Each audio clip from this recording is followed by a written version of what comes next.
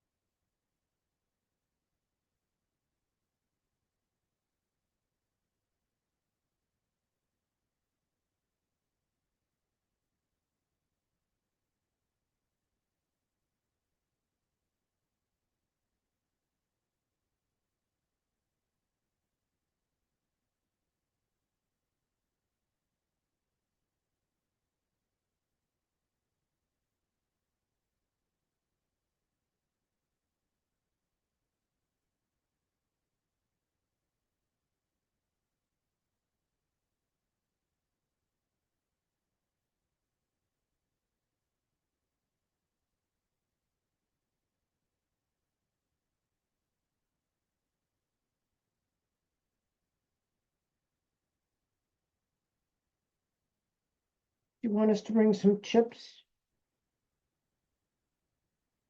I'm sorry, Royce won't eat pizza.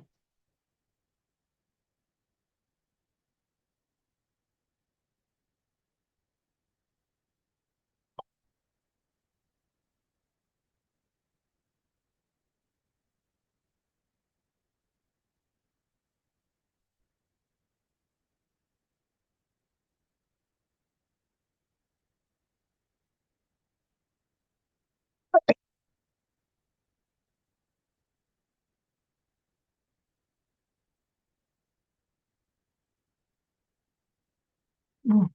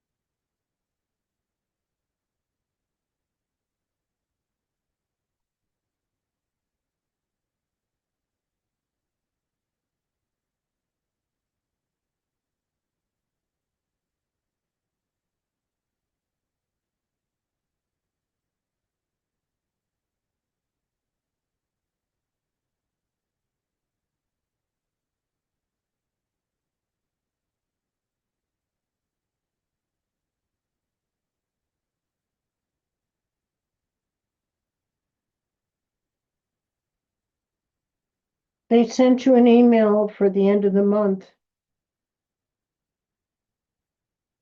Poker at Lewis's house.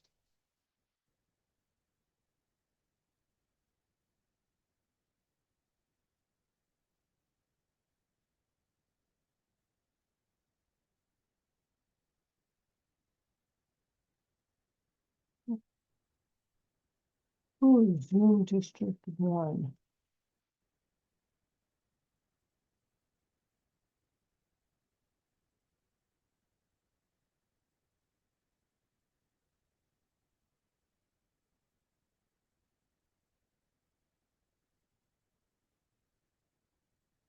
Hello, hello. What does Zoom District 1 mean? A terrible mistake. I'm going to leave and rejoin. I made a mistake. Well, you look cute. Uh,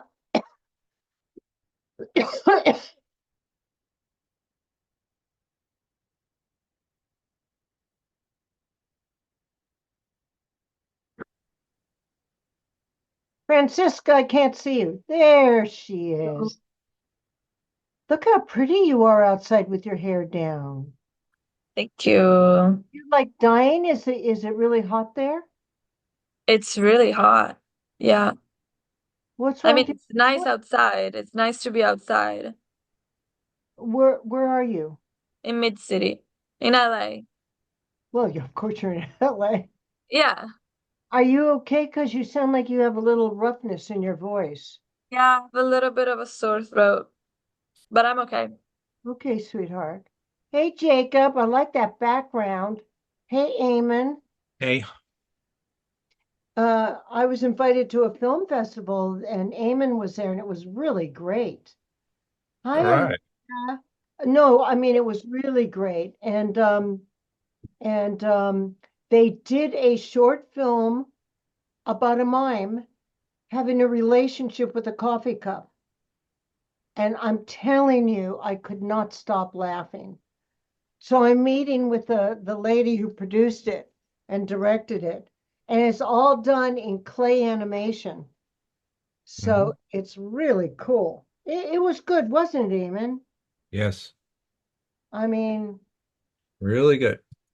I was very surprised at how good the films were.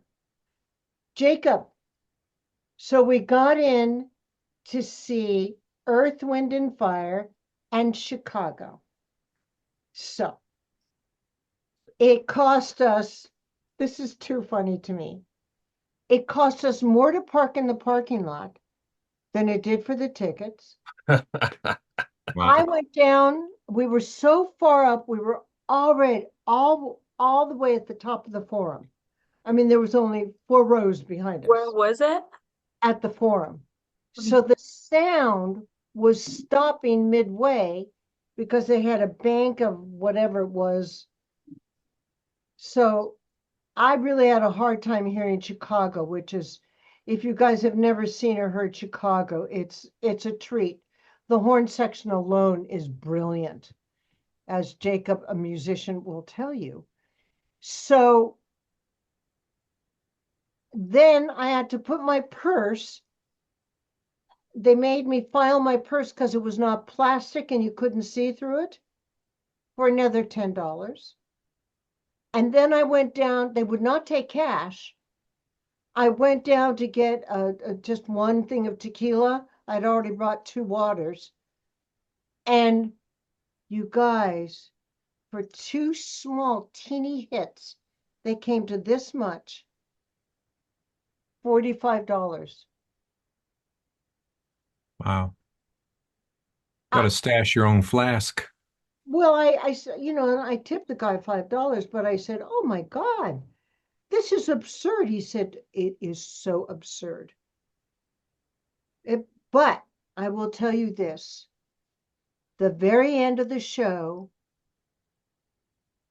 Chicago. Hi, Brandon. Chicago came out with Earth, Wind, and Fire, and they played together. Wow.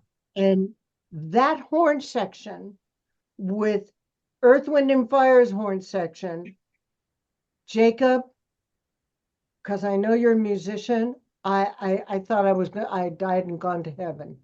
It was worth everything.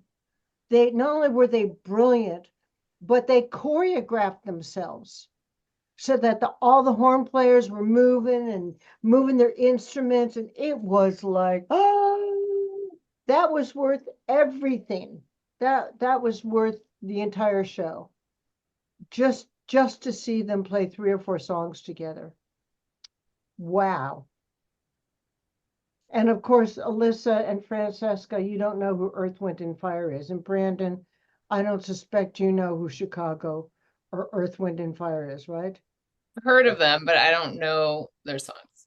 No, I Well, if you grew up in the 80s and 90s, Earth, Wind, and Fire in Chicago, Eamon, of course, you've heard of them. Mhm. They were like real musicians. Wouldn't you say so, Jacob? oh yeah, world class. I mean, really world-class musicians. And to hear a great horn player is wonderful because my brother's a horn player and I think he's great. But to hear a world-class horn player is like, oh my God. And the musicians were stunning. And the music was just amazing. I'd never been to the forum, so I now know what to do, you know. But what a treat. What a true treat. I don't care how high I had to sit. Oh, wait, 2 people are Andy's in the waiting room too. So if they ever come back again, you guys make it a point to go see them. I mean, What's it Carolyn, again? I What's the said name again? the name of the groups were, and Carolyn, you will know these, Earth, Wind, and Fire, and Oh. Chicago. Okay. Wonderful. Is that who you saw? I did. Oh, lucky you. And I told everyone that, and you missed it, but just briefly, honey, I can't see you, Carolyn. You're I just know, I don't know where I'm here. My video is open. right, but your camera isn't. Oh yeah, that's right. I forgot to put I'm sorry. I was paying my bills. Don't tell anybody. Oh my God. Who needs But to we paid more for parking and for a drink start? Yeah, wait. than we did to see the show. And we sat I mean, I felt like I was going to Tibet. I sat 4 rows from the top ceiling of the forum. But I was telling Jacob that hearing Chicago and Yeah. Earth, Wind, and Fire play together, Carolyn, Oh, must have wow. been wonderful. I have a dear friend that used to be, he replaced, what was the first, Pizza Terra, Peter's Terra. Jason Chef used to be he was the person that replaced Peter Cetera. He recently, well, he quit them, I think, a couple of years ago. But anyways, I love Chicago. Oh, It was a and joy. can you imagine them playing with Earth, Wind, and Fire all together? Oh my God, that must have been fantastic. It made the whole show. I mean, I don't care if but Yeah. climbing up the stairs to the top of the to the forum, I'll tell you this, when I was in Japan, I Yeah. went to see Kabuki theater because I used Kabuki makeup, which was a real art form because you had to put mortician's wax on first, Oh my warm God. it up, pat it in, then you'd paint your face with the white, then you would powder it and you'd let it dry, then you put another thin layer of mortician's wax on. That and that's what the geishas wore. And what it does is it makes your teeth yellow. So Oh the my geishas God. black out their teeth. Oh my God. The It- Kabuki men, though, portrayed women, right? They didn't have women in the Kabuki theater, though. The men portrayed women, right? Yeah. I mean, you know how I learned that? From the How? movie, from the movie Sayonara with Marlon Brando. Wow, did he open me up to a lot of things? Amazing. He opened up Yeah, a lot of women to a lot of yeah, things. yeah. But anyways, Especially, it was did you know wonderful. that Rita Moreno was madly in love with him? I And know that, she almost killed herself. I think she did commit suicide. She tried to commit suicide. ooh. Yeah, serious. Okay, Andy, we missed you last week. I know.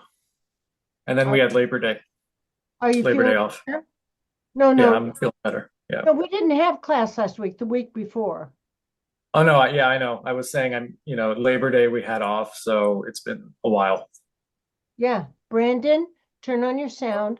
So Isabella is missing tonight, and I don't know who else. How's Jacob? How are you, Jacob? You were ill, right, the last time? Yes, thank you for remembering. I'm What did feeling you much better have? now. What did you have, Jacob? I had some non-COVID with flu-like symptoms. Wow, a lot of people. I think that's gonna be, I suggest to all of us to get COVID and flu shots. I'm sorry, it's gonna be a Just head. don't let Robert F. Kennedy hear you. Robert F. Kennedy Jr., excuse me. I know he's the worst, please. Are you kidding? No, what did you say? I didn't I hear. said, don't let Robert Kennedy Jr. hear you. I mean, you know the story about him. He's crazy. I'm sorry, everybody.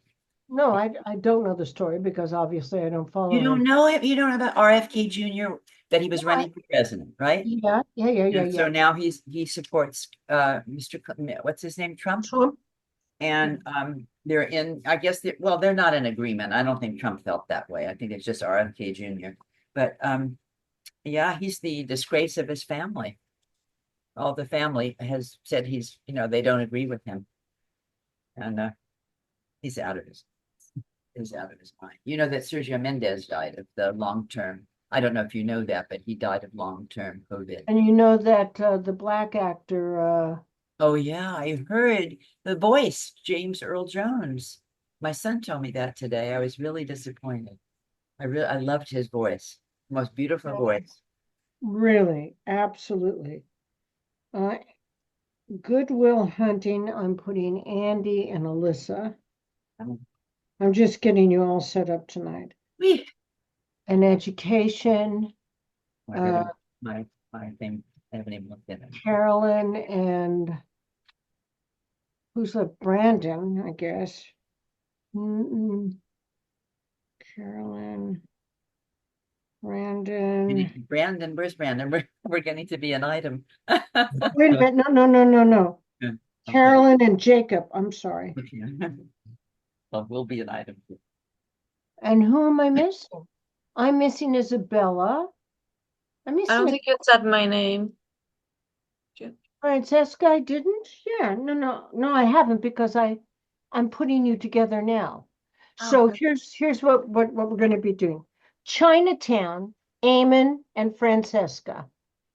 Now, the whole script of Chinatown is there.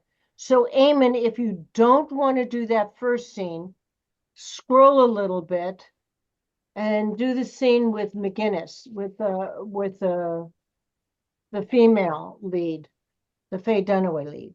Where does Okay. it start? I don't know. You're going to have to find Can that I out. do an easier one? It seems because I read through it and I just couldn't understand a lot of it.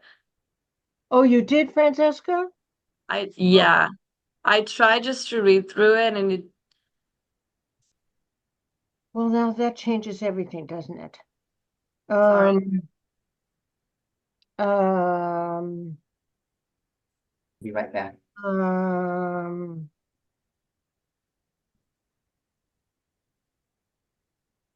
hold on. Goodwill Hunting will be Andy and Alyssa. And Education. Now, I have not read that one. Does anybody know that one? I put Carolyn and Jacob. What is that one? I'm sorry. Wait, you come back to you. Sorry. I don't know it. Oh, you don't know it. Well, That's what I just said. I don't care. I could put you guys on An Accidental Tourist, which, if I'm not mistaken, is Hitchcock's movie with Jimmy Stewart. If you guys want to do that first. Accidental Tourist, isn't that this, what's his name? Jimmy Stewart. No, no, Stewart, the tourist is, Kevin Spacey. Isn't that the Kevin Spacey movie? I have no idea. Accidental Tourist, somebody won the Academy Award for that. All right. Gina Davis. All right. Come on, So somebody let's help me. put Jacob and Carolyn on that one. Accidental Tourist, Uh-huh. that was in the And group. then I've got, who's left over? Brandon and Francesca and Eamon.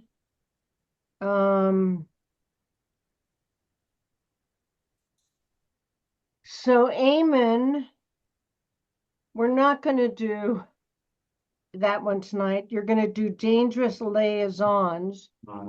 Francesca and Eamon. Dangerous liaisons. And then Brandon, I'm waiting for Kenny to come in. Oh, God. Wait, 1, 2, let it.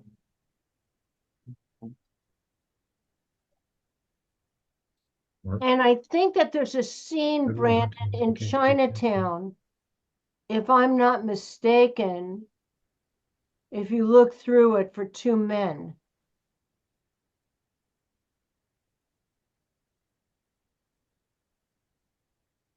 And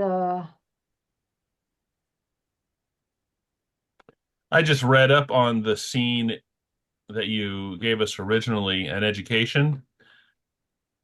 yeah. Yeah, I like it. Did Carolyn want to do a different scene? No, she doesn't have to. So let's have you do An Education. Carolyn, you and Jacob are going to do An Education. Turn on your mic so I know you heard me. No, I did hear you. I was printing something out. Okay. So Goodwill Hunting is Andy and Alyssa. An Education is Jacob and Carolyn. Eamon is doing with Francesca Dangerous Liaisons. I didn't get Don't the have agent. it. Don't have it. Okay. No, you didn't send that one in the email. I did. We have Chinatown, Goodwill, and Education, Accidental Tourist, and Bride All right, Wars. so then you're not going to do that. You're going to do Bride Wars. oh God, An Accidental Tourist. Okay. Francesca and Eamon. That's going to leave Brandon and Kenny when he comes in. So I guess my question is, do you guys have the opening to Pulp Fiction from the week, 2 weeks before? Brandon, did you keep that on your computer? Let me check just to make sure. I believe I did. Because then you and Kenny can do that, and that could be fun. Okay.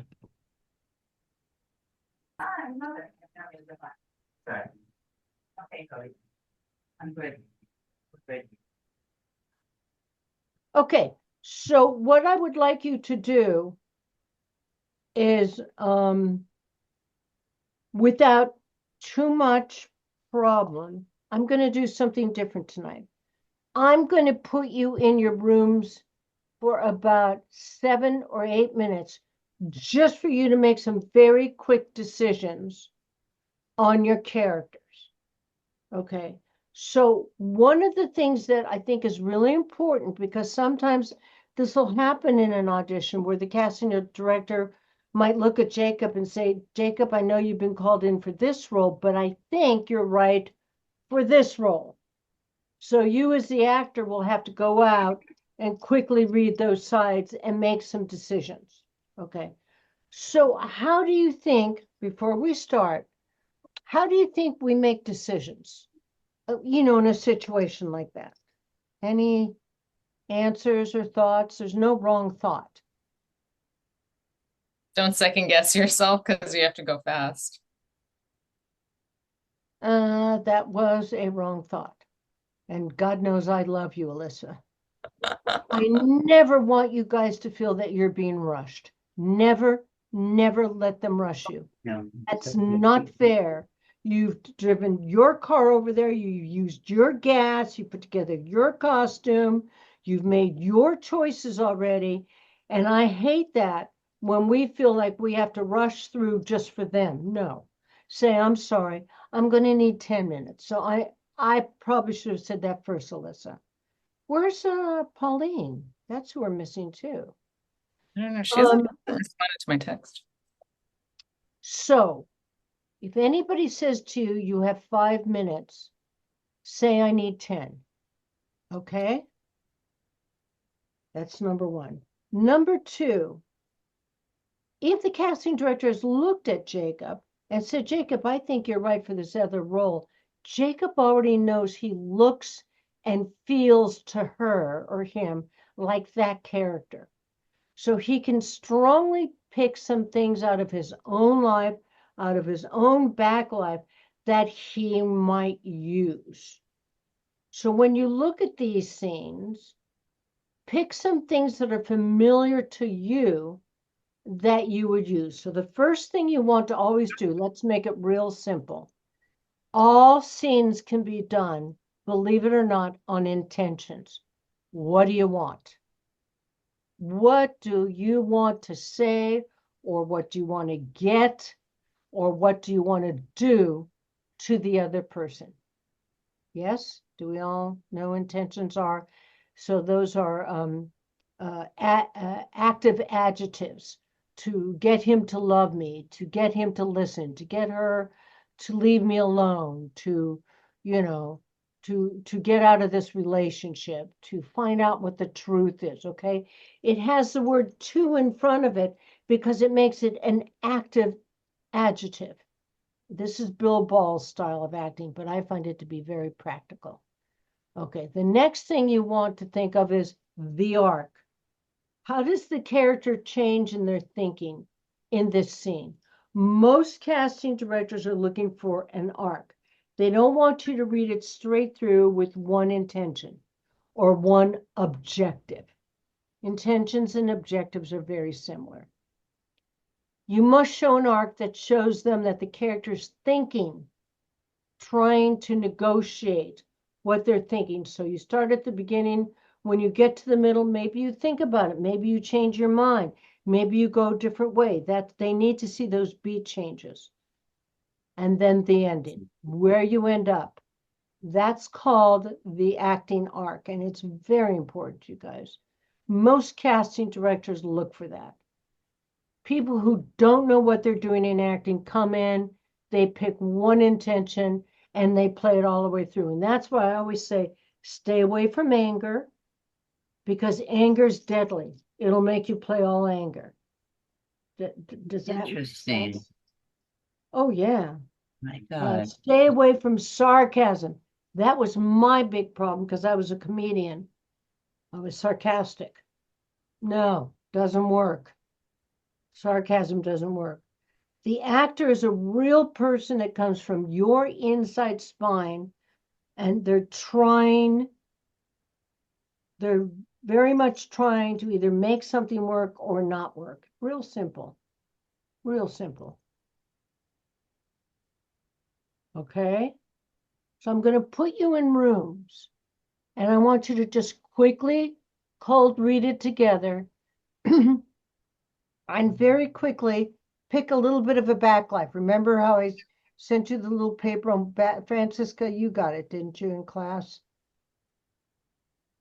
I'm not sure. It was a whole list of backlife. Where do you come from? What religion were you? You just pick 2 or 3 of them, and Okay. what were your parents like? What was your childhood like? I read something interesting today from a friend of mine who's put together a whole museum based upon her mother, who happened to be Jewish and was the only child, very spoiled, who ended up going to Auschwitz and was put in front of the horrible Dr. Mengele twice. And how she, as a spoiled child, had to go through the Nazism and the camp, losing everybody. Do you know what I mean? It was interesting the way it was explained because she was just a spoiled girl, the only child. So she had no idea what was going on. I mean, a lot of those people brought their best jewelry, their best clothes. They dressed up. They were proud, and everything was taken, from them. Terrible. All right, so I'm going to put you in breakout rooms for, let's just say it's 7:24 for about 10 minutes. Okay, so let's do that. Hang in there, kid. Hang in there.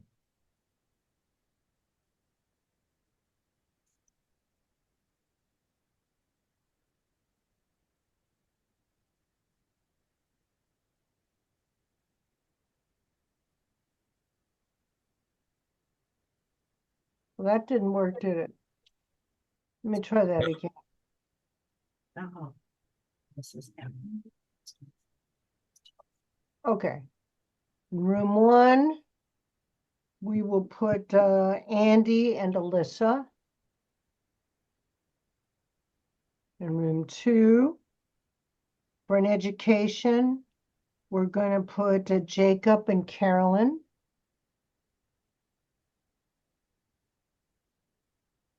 In room 3, we're going to put Eamon and Francesca. And Brandon, did you find, Brandon, The script for Pulp Fiction.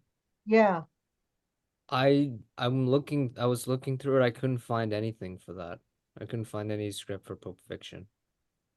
All right, well, everybody, I'm going to open the rooms. Brandon, you stay there. Okay.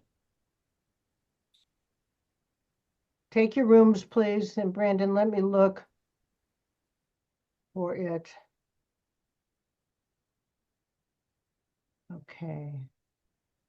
Share screen. I don't know where Kenny is. I don't know where Pauline is.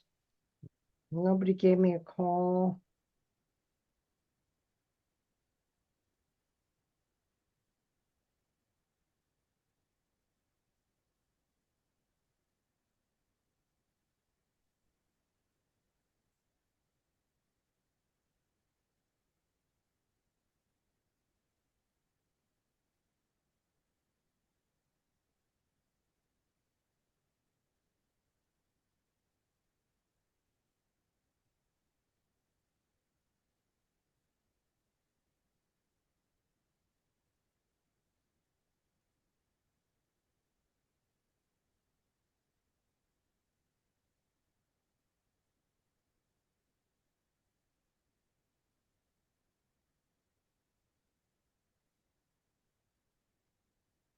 Just a minute, let me see. No worries. Okay. What happened? All right. Let's close this for a minute. Let's open this up.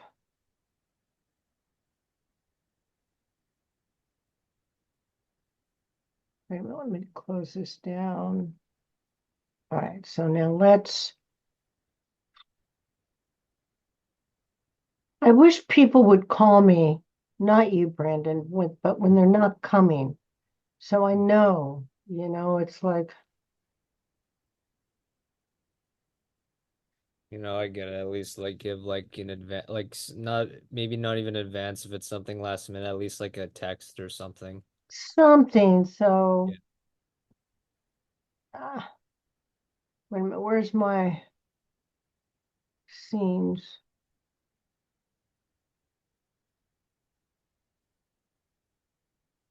Scenes. Scenes. Oops. No, don't do that. Here we go.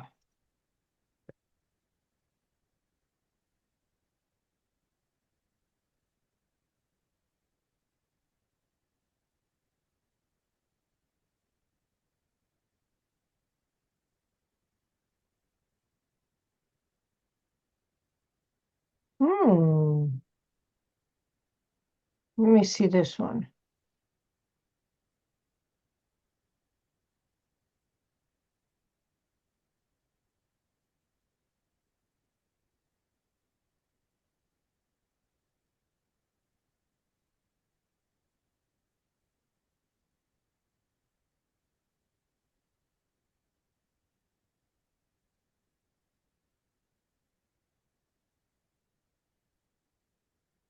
Okay. Let me send this.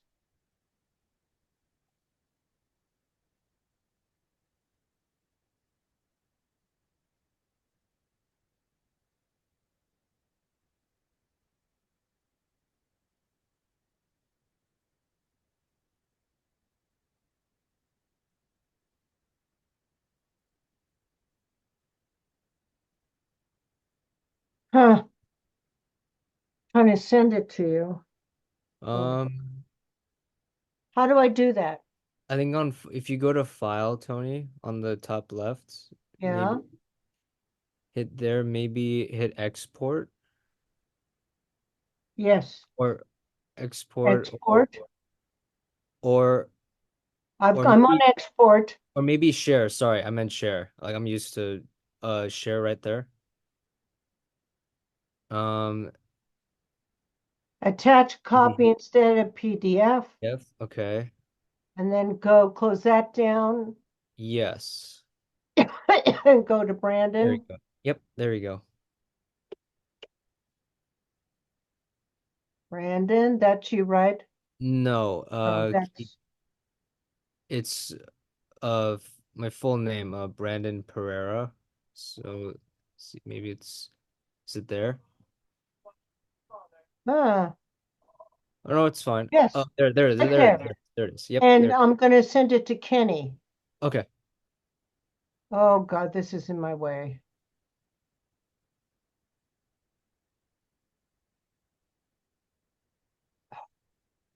How do I get rid of that? It won't let me. What it Kenneth Fu. There you go. yeah, there. All right, I'm gonna send it to you, both of you, Okay. and you'll have that. Yes, so All right, so let me stop sharing. There you go.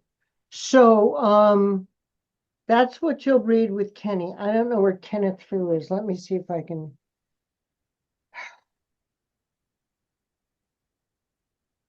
I'm so sorry. Otherwise,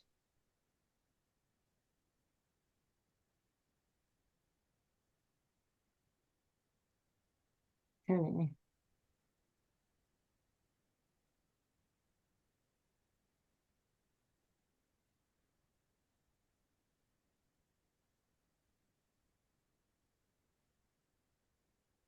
to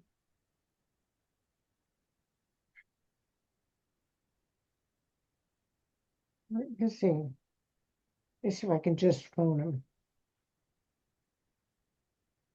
I'm so sorry, honey. No worries.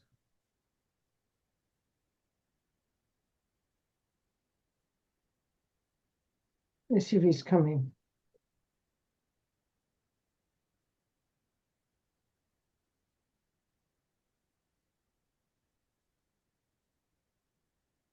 Hello. Hi, sweetheart. Where are you? Hello. It's Toni. Kenneth. Hi. Hi, Yeah. where are you? I'm still at work. I'm traveling this week for work. So you can't come? I can't come today. Yeah. I'm still traveling. I didn't have the computer with me. Oh, okay. Well, Sorry. So- What happened? How many people are there? there's about Evan.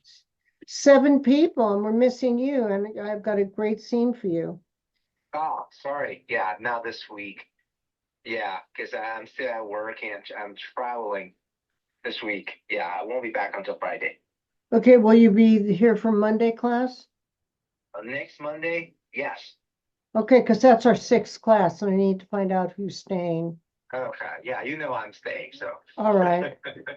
Okay, well, I'll Okay. see if I can have Jacob read this with Brandon, okay?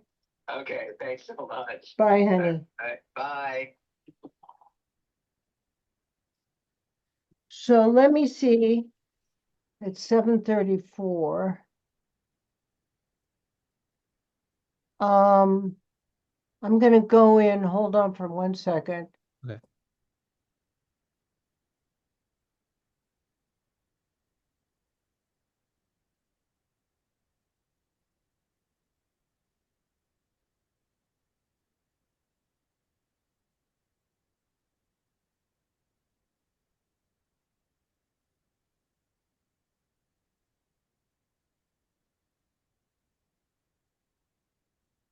Well, maybe Andy would be better for this.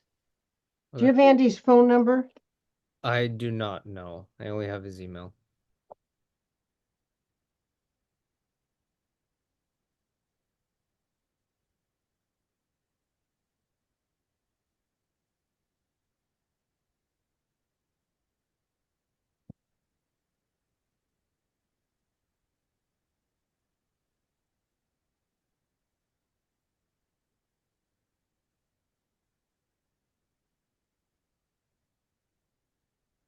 Let me see. I gotta bring that back up again. Let me see if I can. Okay, let me move this over. Where's share screen?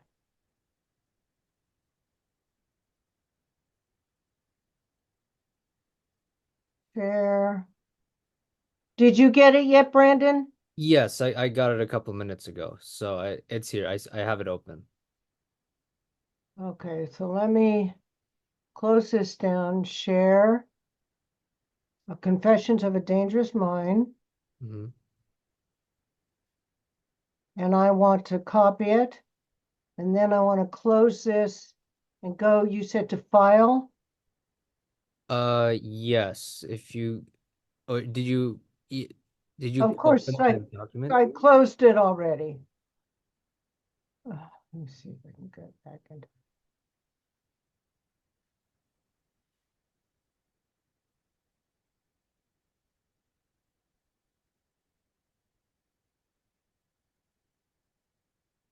It was the first one, right? Mine 2 bird.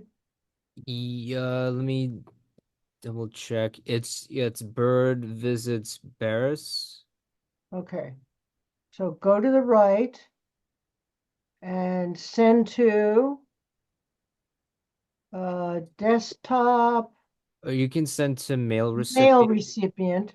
recipient, send to and Jacob or Andy. Andy Karnick. Yeah, Send. it's sent. Yep. Okay, stop sharing. All right, let's see. I'm gonna bring him back and I'll put you two back in to another room. Okay, so.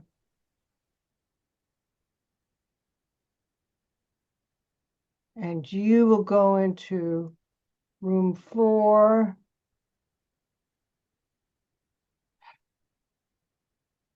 Well, no, now I can't put you in a breakout room. I'm sorry, Brandon. I'll let you guys, let you come back and try and do it again. Yeah, or maybe like for the next one, like we can, or maybe when if they have to, if everyone has to go through the scene again after the cold read, maybe then I can jump into the same room as Andy and then we can work on it together then. Yeah, we can do that. That's a good idea, Brandon. Let me see if I can. Room 4. Yeah, because it's not letting me. Well, wait a minute.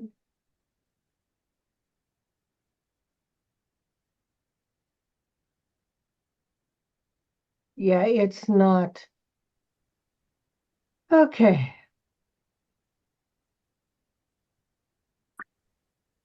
Okay. Andy, can't see you at all, Andy. Turn on your camera. Andy, did you get the second scene I sent you? Andy? And the power has gone out.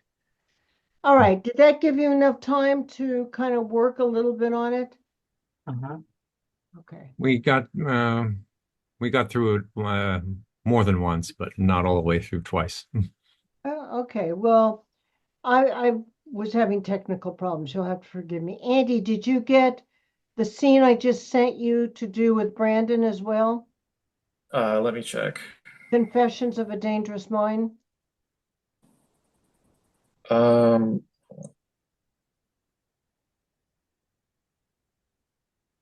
I got Chinatown just now. No, I sent you Confessions of a Dangerous Mind. I didn't get that one. Give yourself a minute. It should be coming through.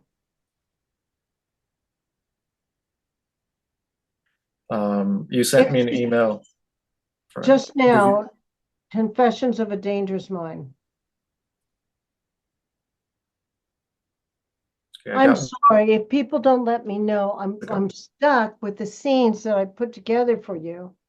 And I feel so bad. But I don't know where Pauline is. Isabella did let me know she was sick. But if you guys, is Pauline sick too, Alyssa? Oh, I think so. She just responded saying that she realized she can't make it. Guys, let me know, please, so I can get these scenes. We can go bam, bam, bam.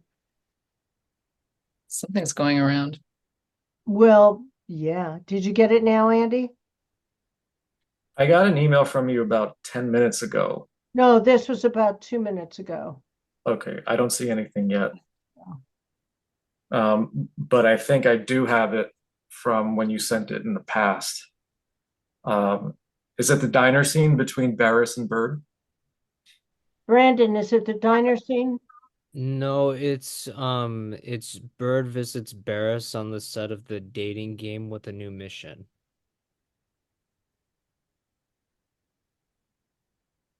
I love that movie. Do you think that's a true story about Barris and the Gong Show being a spy? No. All right, Andy, you didn't. I just got it. Okay, good, great. Okay, Yeah. so do you want me to put you in the room? I could put you in the. You guys will just cold read it. And then when I have you go back, I'll put you all in the same room. I apologize to all of you. All right. So let's start off with Andy and Alyssa in Good Will Hunting, okay? Okay.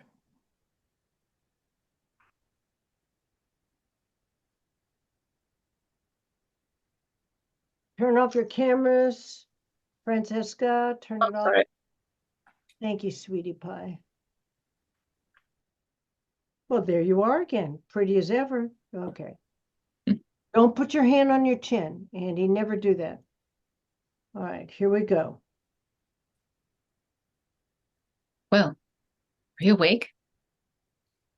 Oh, Come with me to California. what? I want you to come with me. How do you know that? I know, I just do. Yeah, but how do you know? I don't know. I just feel it. And you're sure about that? Yeah, I'm sure. Because that's a serious thing you're saying. I mean, we might be in California next week and you could find out something about me that you don't like. And you might feel like, hey, this is a big mistake. But you can't take it back because you know it's real serious and you can't take something like that back. Now I'm in California because you asked me to come, but you don't really want me there. And I'm stuck in California with someone who really doesn't want me there and just wishes they had a take back. Take back? What is that? I don't want to take back. I want you to come to California with me. I can't go out to California. Why not? One because I have a job here, and two because I live here. Look, well, if you're not in love with me, you can say that. I'm not saying I'm not in love with you. Then what are you afraid of? What do you mean? What am I afraid of? Why won't you come with me? What are you so scared of? What am I scared of? Well, what aren't you scared of? You live in your safe little world where nobody challenges you and you're scared shitless to do anything else. Don't tell me about my world. You're the one that's afraid. You just want to have your little fling with the guy from the other side of town and marry some Is that what you prick think? from Stanford that your parents will approve of. Then you'll sit around with the rest of the upper crust kids and talk about how you went slumming too. I inherited that money when I was 13 when my father died. At least you have a mother. Fuck you. You think I want this? That money's a burden to me. Every day I wake up and I wish I could give that back. I'd give everything I have back to spend one more day with my father. But that's life and I deal with it. So don't put that shit on me. You're the one that's afraid. What the fuck am I afraid of? You're afraid of me? You're afraid that I won't love you back? And guess what? I'm afraid too, but at least I have the balls to give it a shot. At least I'm honest with you. I'm not honest? What about your 12 brothers? Oh, is that what this is about? You want to hear that I don't really have any brothers? That I'm a fucking orphan? Is that what you want to hear? Yes, Will. I didn't even know that. No, you don't want to hear that. Yes, I do, Will. You don't want to hear that I got cigarettes put on me when I was a little kid. That this isn't surgery. You don't want to hear that. Don't tell me you want to hear that shit. Yes, I do. Did you ever think that maybe I could help you? That maybe that's the point, that we're a team? What, you want to come here and save me? Is that what you want to do? Do I have a sign that says save me on my back? I don't want to save you. I just want to be with you. I love you. I love you. Don't bullshit me. Don't you fucking bullshit me. You know what I want to hear? I want to hear that you don't love me. If you tell me that, then I'll leave you alone. I won't ask any questions and I won't be in your life.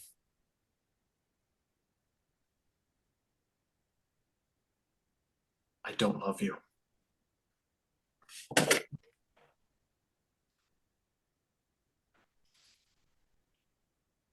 Okay, very good, Andy. Very good, Alyssa. All right, let's just talk about this for a second, okay? Because Andy, for the first time I saw you kind of do it all on one note. It went from fear to anger. Mhm. And fear and anger are very closely united.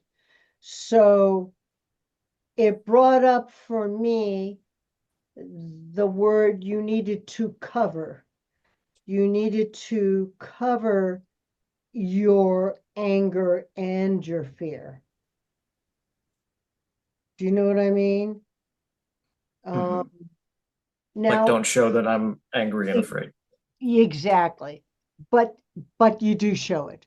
In fact, all of you, come back for a second. I want to show you how to cover, because it's a pretty important thing for you all to learn how to do. Okay. So everybody come back. So this is a wonderful way of acting. You first do the fear first, and then you use something, another emotion to cover the fear. For example, Andy might use laughter in a joking way when he's saying to her, "You think I'm fearful? Come on, I'm not fearful." Do you see what I mean? That would be to cover it. And the only way to cover an emotion, and this is kind of a little bit of a Meisner technique, is to do the emotion first and then try to cover it with another emotion. And that way it bleeds both of them together. Do you understand? So at some point you're laughing, at some point you're really showing us, I'm sorry, you can't see me. At some point you're showing us your fear. It's an important tool for both of you, for all of us. And to cut, when I say a Meisner technique, Meisner has you do it 3 different ways. He'll have you say, "I love you. I love you. I love you." And then after you do it, to cover me, to throw it away, "I love you." I'm bringing in all 3 of the different ways in just a very short, "I love you." So I think we all need, just for now, to stick together for a minute and talk about all your characters first, because I think this is really important, because developing characters are very, very important, so that you're not a nondescript, homogenized actor just saying the words of the writer, because that's really deadly. Deadly. So let's all talk about this for a second. So Andy, you are definitely, if I'm not mistaken, afraid, right? Yes. Yeah. And how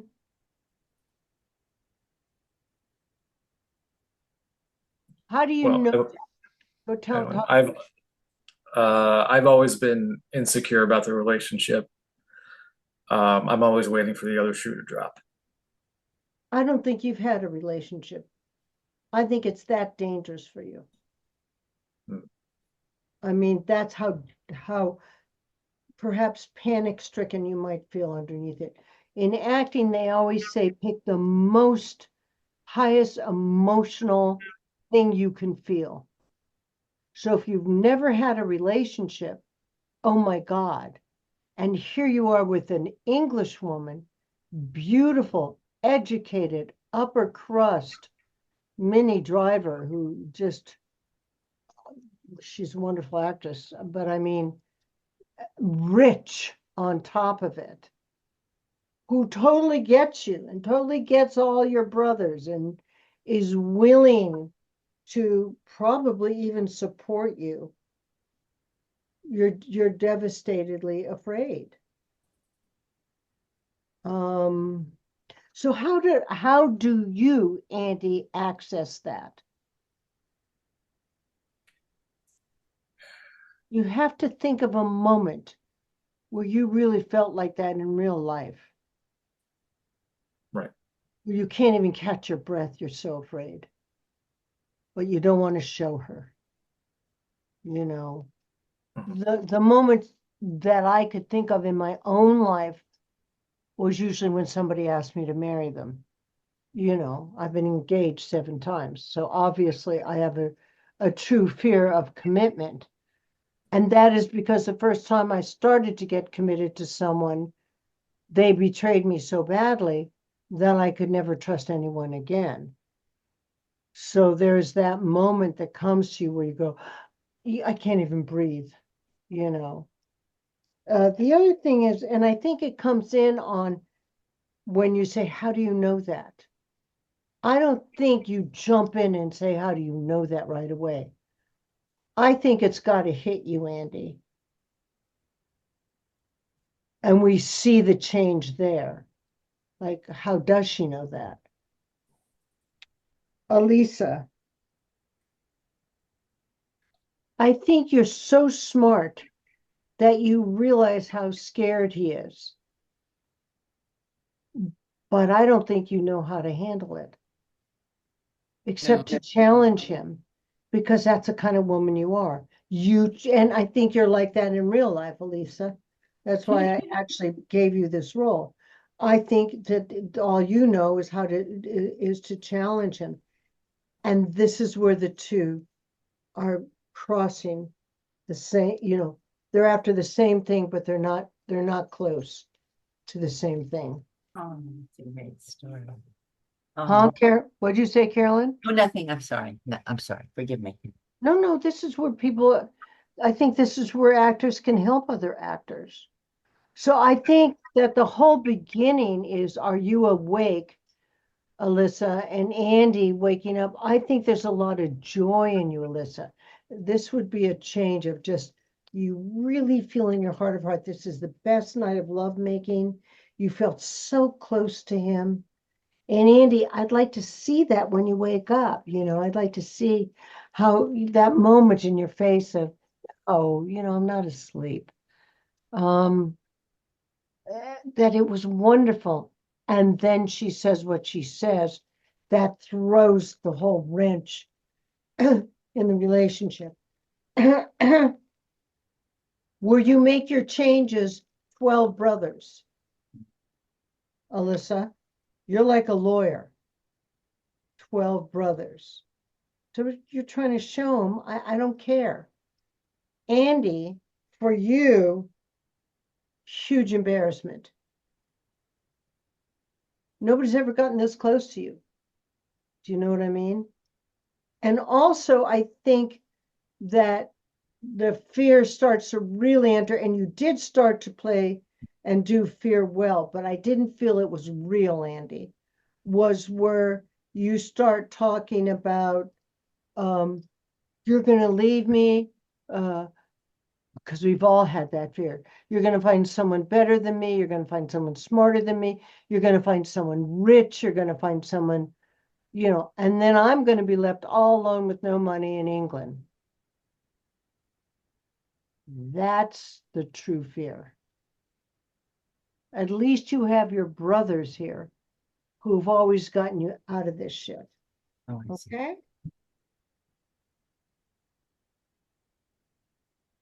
Let's go back to it now. Everybody turn off their things. And let's read through it one more time, and then we're going to go on.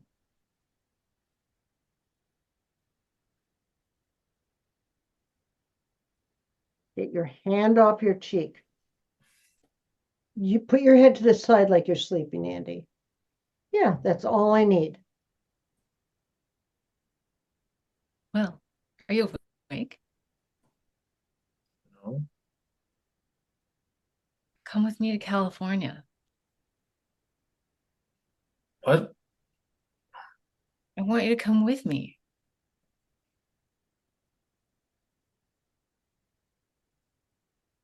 How do you know that? I know, I just do. Yeah, but how do you know? I don't know, I just feel it. And you're sure about that? Yeah, I'm sure. Because that's a serious thing you're saying. I mean, we might be in California next week and you could find out something about me that you don't like. And you might feel like, hey, this is a big mistake. But you can't take it back because you know it's real serious, and you can't take something like that back. Now I'm in California because you asked me to come, but you don't really want me there. And I'm stuck in California with someone who really doesn't want me there and just wishes they had a take back. A take back? What is that? I don't want to take back.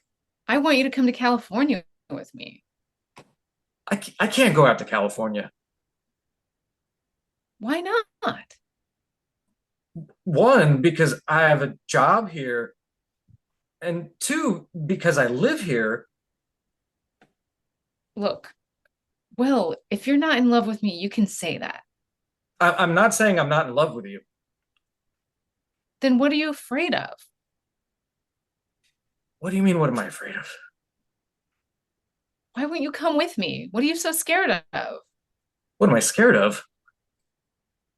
Well, what aren't you scared of? You live in your safe little world where nobody challenges you and you're scared shitless to do anything else. Don't tell me about my world. You're the one that's afraid. You just want to have your little fling with a guy from the other side of town and marry some Is that prick what from you Stanford think? that your parents will approve of. Then you'll sit around with the rest of the upper crust kids and talk about how you went slumming once.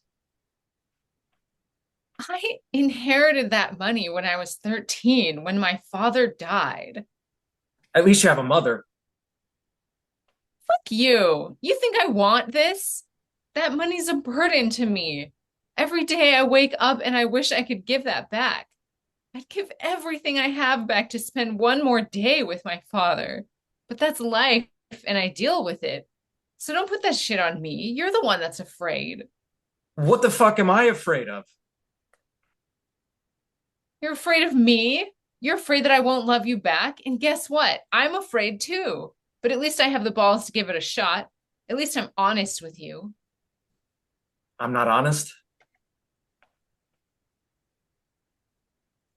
What about your 12 brothers? Is that what this is about? You want to hear that I don't really have any brothers? That I'm a fucking orphan? Is that what you want to hear? Yes, Will. I didn't even know that. No, you don't want to hear that. Yes, I do, Will. You don't want to hear that I got cigarettes put out on me when I was a little kid. That this isn't surgery. You don't want to hear that. Don't tell me you want to hear that. Yes, I do. Did you ever think that maybe I could help you? That maybe that's the point, that we're a team? What, you want to come in here and save me? Is that what you want to do? Do I have a sign that says save me on my back? I don't want to save you. I just want to be with you. I love you. I love you. Don't bullshit me. Don't you fucking bullshit me. You know what I want to hear? I want to hear that you don't love me. If you tell me that, then I'll leave you alone. I won't ask any questions and I won't be in your life.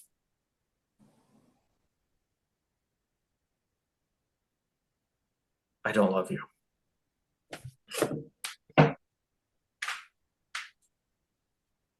Well, that was so much better, you guys. Now, when I put you in the breakout rooms, I want you to talk just a little bit. Take your time with it.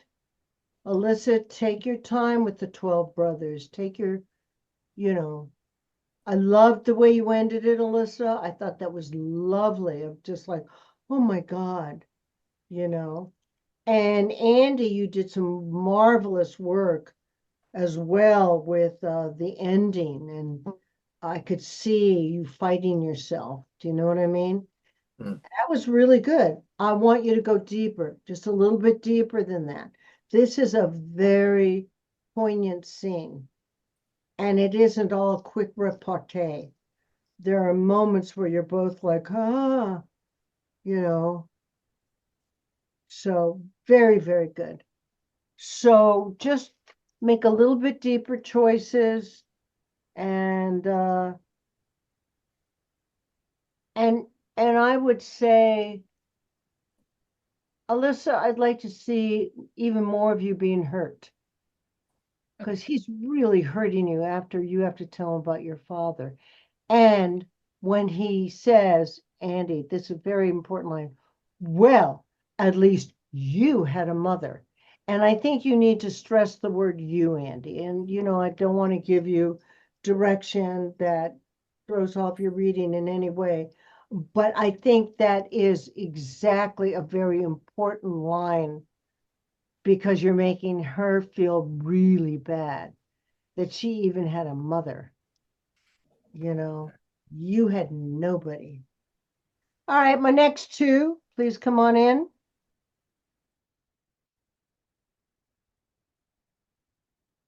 Carolyn Lorenzo. Hi. Jacob. Where's Jacob? Jacob Bailey. Jacob. Jacob. I There have to he share some. is. Cutie pie, turn on your microphone. Jacob. All right. Do you guys want to talk to me about anything before you start? Oh, I just wanted to let him know that, well, no, it's okay. I'll tell him when we're in our rooms together. Oh, Oh, no, it's no. it's a secret. No, no. No. Oh, I'll tell you something, Carolyn. Yes. All good acting has secrets. Oh, that's good. Oh, that's interesting. Okay. So you have a good secret now, I do. whatever it is. See? Yeah. And that's why I always say when someone comes up to you, for example, if you're in a cold reading workshop or there's a casting director workshop and the guy says, blah, blah, and you go blah, blah to them, don't tell them your secret. Mhm. I will tell you this is not a secret, but you said you didn't know about this film. I did some research on it, and I'm going to tell you who. I'm not going to tell you too much about. I'll just tell you one thing. The cast is amazing. It's Peter Skarsgård and what's her name? Carrie Mulligan. Or yeah, it's really quite a wonderful film. Don't worry about them. Huh? Still keep a secret going. Okay, and there's Here we go. yeah. Okay, there's still a secret. Okay, here we go. I don't see Jacob though. Is he here? I'm right here. Oh, good. I'm glad. Okay. Anyways, okay. Wait. Mr. and Mrs. Alan Green. Mr. and Mrs. Alan Green. Mr. and Mrs. Alan Green. Mr. and Mrs. Alan Green. Just let me explain. You're married. Legally, yes, but When were you going to tell me? soon. It just never seemed like the right time. You seemed so happy, and I was happy. What can I do, Minnie? What can I do? How can I? Oh, Jenny, I'm just too busy to find somewhere to live. You were living around the corner with your wife. All this time, where do you live? Jenny, What's your address? I live just around the corner. Where? Byron Avenue. Byron Avenue? It's no wonder we kept on bumping into each other. What number? There's no point. What number? 17. Good grief, it's the truth. Please, you have to understand. I was with you just about all the spare time I had. Spare time. Spare time. I can't tell you how grateful I am. Don't be like this. I have nothing. I didn't take my exams. I left school. Where's it all gone now? I gave up my life because you promised me a different one. And now I haven't got either of them. I wanted the life you promised me, the one full of life and fun and music. Jenny, I can get a divorce. Everything will turn out for the best. You'll see. Go and tell them. Go and tell them. And then go and tell your wife. I want to see you. I want to stand there and watch. They'll not listen now, all right? Let me come around tomorrow when everyone's feeling a bit more calm. Please don't make me tell them. Please don't make me tell them on my own. You owe me that much. You owe me. You owe I owe them that much more than that. I owe them everything. They gave me you. Just give me a couple minutes. 2 minutes, and I'll come out and drag you in. Scene. Woo. So, what do you think the two of you that tell them is? Oh, it's her parents. Yeah, we looked it up. So she's 16. I'm in my 30s. I've lied to her. I'm married.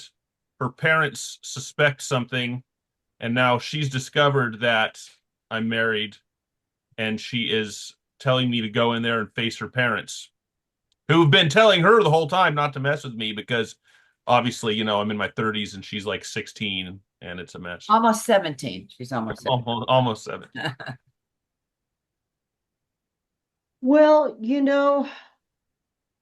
Wait. First of all, I must confess something before, and this is not that secret, Tony. I okay. totally forgot that I was reading the script from the hard copy. I meant to use my, my lovely thing that on my computer. I totally forgot. I got taken away, and that was it. So I'm sorry. I apologize to That's Jake. why you were looking down. Yeah, Okay. I didn't mean to do that. That was Bad, totally. bad girl. I know. So here's the deal. If the two of you were brought in for something like this, Carolyn, you're not 16. We know that. So it would have to be, you would change it to, whatever it was, just your family. Do you know what I'm saying?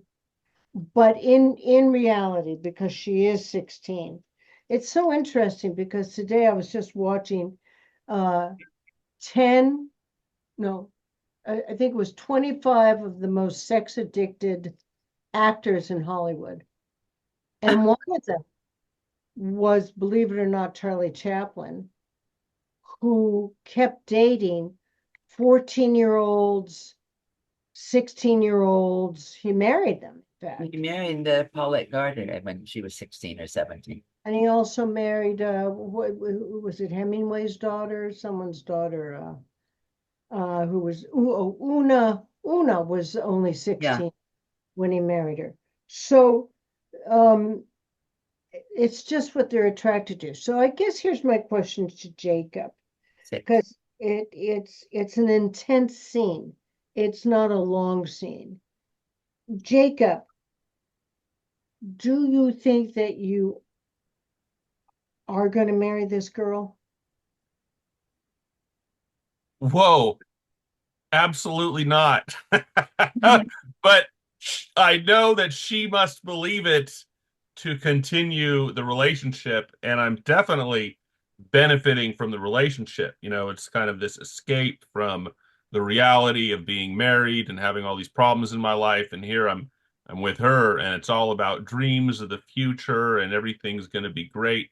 And so that feels great to kind of talk about, but the reality is it's probably going to be very expensive to leave my wife, and it's probably going to ruin me. And Totally. And I'd even make it more dramatic by the fact that your wife has been supporting you. You know what I'm saying? Because then yeah. it makes that even a more bitter choice for you. Are you going to go in? Oh, you know, I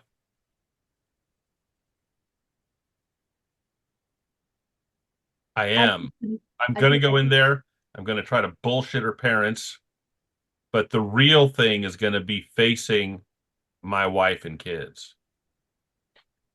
I'm not so worried about her parents because they're, these people I just met, they don't know me or my life or what I'm dealing with. And already to get to this point where I'm in this relationship with this girl, I've had to tell lies and fabricate the whole pile of bullshit. So why not keep it going when it's the real test is telling my wife. And in the script, the girl gets that. But she's more concerned with her parents because that's who's in her life, who's important to her. So she has to face. So first she's like, go tell them, and then go tell your wife. But really, we all know that telling the wife is the bigger deal for him. Can I make a suggestion? Yeah, I don't think you're gonna go in. right. Well, he's already trying to back out because he's trying to say, "Let me come back tomorrow," when everybody's more. Yeah, yeah. He's not I coming back bet you, tomorrow. I bet you if you're trying to talk her into go in the house, give you 2 minutes, you're gonna run like hell. Out, out, and I probably lied to her about my address. Yeah, Um, Yeah, back out. because you know her parents are gonna call your wife. Oh yeah. Oh I yeah, bet it's you up. you The jig lied is about up. your name. Minnie. I love that. I wonder if you've lied about your name, your Well, last. in when I looked up the movie, the character's name is actually David. And in this version of the script, when she's discovering he's married, it says Alan, Mr. and Mrs. Alan Green. So I'm wondering if this script was modified to make it No, Jacob, I can't tell you the whole thing now. That's fine. okay. I'm gonna have to go watch this movie. No. You don't have to watch it. There's a great synopsis of it in Wikipedia. It goes into from the beginning to the end. I just found it. I found it before when we just broke up. It's interesting. Very Well, interesting. let me ask you this. What are you looking at, Carolyn, when you say Mr. and Mrs. Alan Green? Well, okay, I found it in his glove compartment in the car. I found an envelope and it Is has, that really his name? well, I found this is a blank envelope, obviously, but I found an envelope that said Mr. and Mrs. Alan Green. And then I realized, I'm questioning him, and then he tells me that he's married. Oh, well, then I tell him you're married. Hold on, Carolyn, but what is Jacob saying his name is? I think he's going by the name Alan. Actually, she doesn't really say that. Yeah, So you are using your real first name. yeah. Well, in the script, And he's got she's it. found out your last name. Yeah. Mrs. So Alan. Jacob, you're in big trouble. Because even if you Yes. run away, she's got your first and last name. So I bet you're going to run back to your wife and tell her there's this crazy teenage girl that you've been talking to who thinks you're interested in her. Do you know what I mean? You're not going to go in and talk to her parents.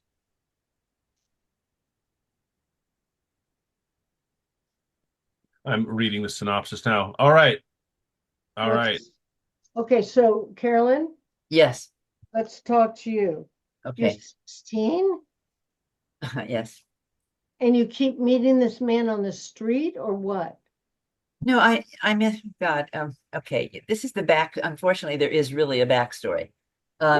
She's in the range with her. She plays in the orchestra at school, at her high school, and I guess she's walking in the rain with her cello. Well, I'm sure there's a case for the cello, and it's raining, and Alan picks her up and offers her a ride, and he tells her that I don't want you to ruin your cello, and she considers it because of the cello, not because of him, but because it was her cello. She doesn't want to ruin it, so she lets him take her home. That's the story. But have they been seeing each other before this moment?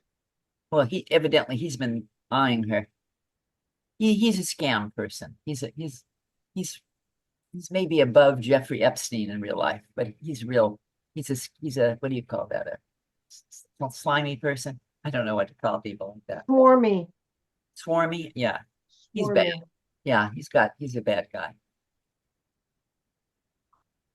So have you invited him to dinner to meet your parents? I think eventually. Yeah, I don't. Well, no, because you're saying you've Oh, I got to don't. tell them. So I suspect that he has taken you out at least a couple of times. Oh, no. Yeah, he has. Yeah, I'm sorry. Yes, he has. I mean, yeah, I mean, yeah, he's been with her several times before they have an affair. Have you made love to this man? Yeah, that's the outcome of, yeah, So this is really big deal to you. to me, yes. Is this the first guy you've made love to? First time I've had Right, relationships with someone. Yeah. right. So you've been fighting your mother and your father, saying no, Mhm. he's gonna marry me, blah, blah, blah. And he's been sending flowers, he's been showing the parents that he's a very good chap. He does the right thing. And so But he's not. this is probably the first time you've invited him to dinner. Oh, yeah, probably. I think so. So,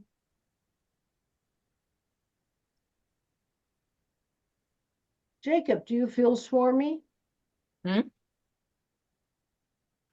Wow. Uh, I've got to get in that character. Yeah, I feel like this character is a real kind of skeevy, dishonorable guy. Not just because, he's cheating on his wife, but that he's like cruising for these, much younger women to You do know, it, I you know. wonder if that's true. I mean, maybe we should give this guy a break. Give Because this he guy a can't, break. He's like, oh, he just saw this poor girl. No, I don't think so. He Hello. doesn't deserve it. no, Hey. because it's very hard to play swarmy.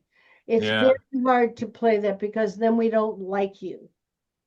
Oh, You I know, see. maybe he was driving home and he happened to see her in the rain and he was doing a good deed. But then she's a beautiful girl Uh-huh. and you flirted just a little bit with her and she took you 100%. And then it was like, oh my God, this is too good to be true, Jacob. I mean, sometimes, excuse the expression, a stiff prick has no conscience. Well, he wouldn't let, a nice guy, especially in England, he wouldn't let her do badly at school and not encourage her to go to Oxford. I mean, come on.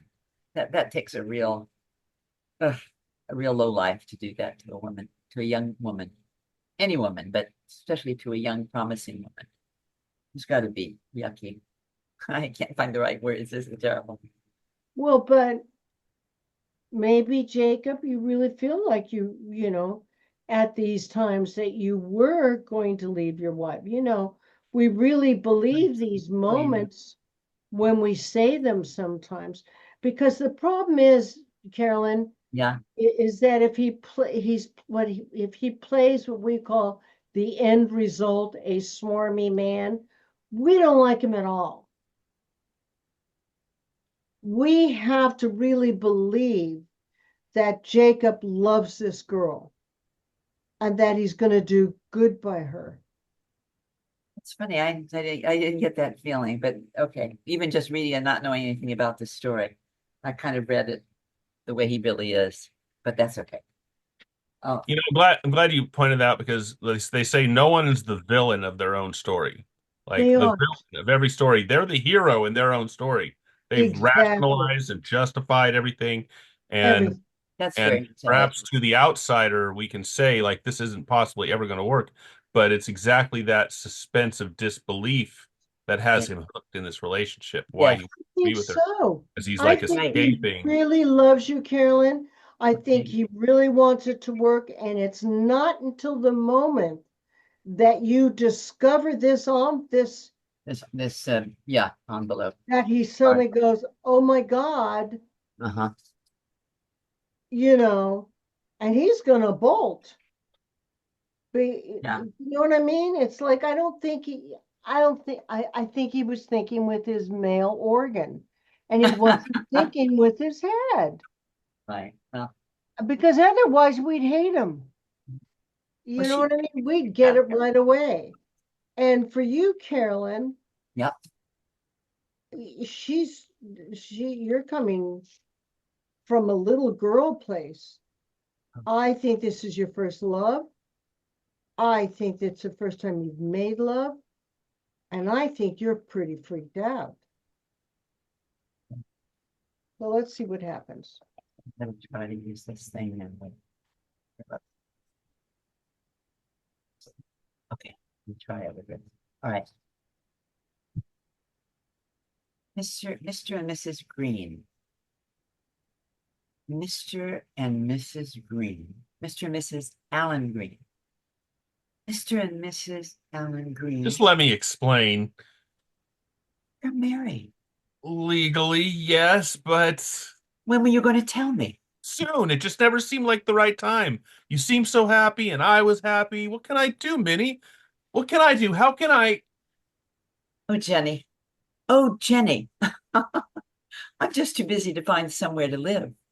You were living around the corner with your wife. Where do you live? Jenny, What's your address?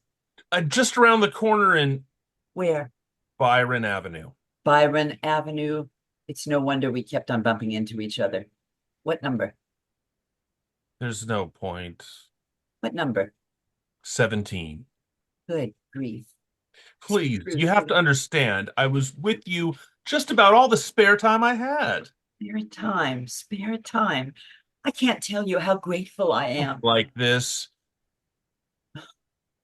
I have nothing. I didn't take my exams. I left school. Where's it all gone now? I gave up my life because you promised me a different one. And now I haven't got either of them. I wanted the life you promised me, the one full of light and fun and music and pictures. Jenny, I can get a divorce. Everything will turn out for the best. You'll see. Go and tell them. Go and tell them. And then go and tell your wife. I want to see you. I want to stand there and watch. They'll not listen now. All right, let me come around tomorrow when everyone's feeling a bit more calm. Please don't make me tell them. Please don't make me tell them on my own. You owe me that much. You owe me that much. I owe them much more than that. I owe them everything. They gave me you. Just give me a couple minutes.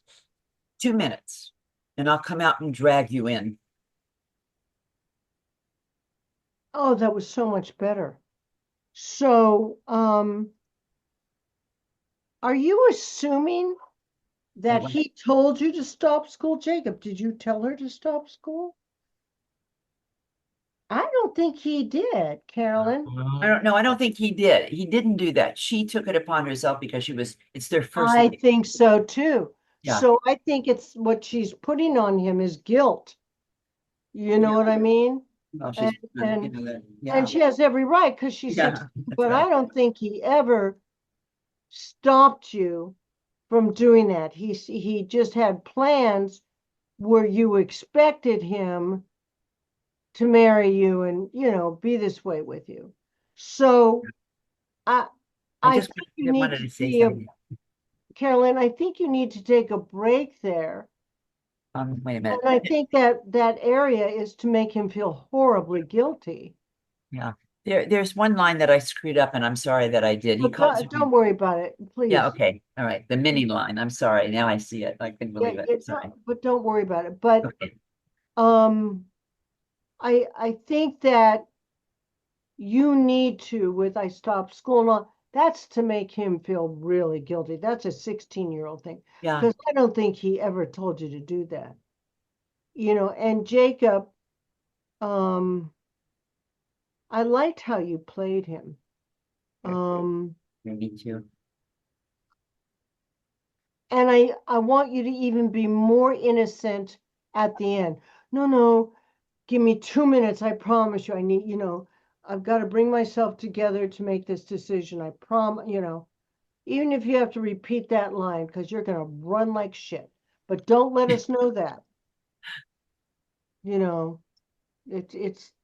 That's called a cliffhanger. All right, good work, guys. So you know what to work on when you're in there. Yeah. Okay, next.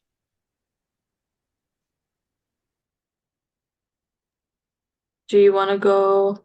Yeah, Mhm. Francesca, come on. Okay.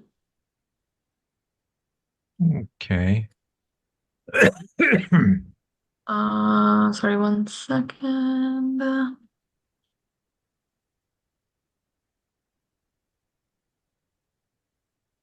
One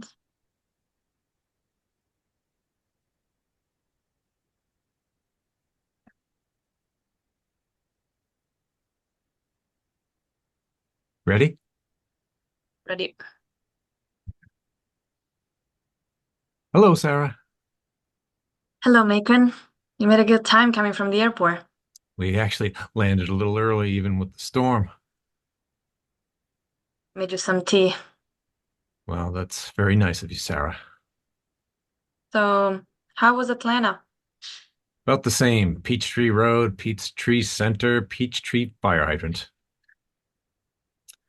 Macon, Macon, you know I love you, but I can't live with you anymore. What? What did you say? I want a divorce, Macon. I rented an apartment downtown. Honey, listen, it's been a hard year. We've had a hard time. People who lose a child often feel this way. Everyone who says it puts a terrible strain on the marriage, but it doesn't have to tear us apart. Listen, I've been thinking, have you ever considered we might have another baby? Macon, I'm sorry, I know we can't replace Ethan, but no, I'm sorry, it would never work. all right, forget that. It was a crazy idea, right? Crazy notion, but all I'm saying is we can start over.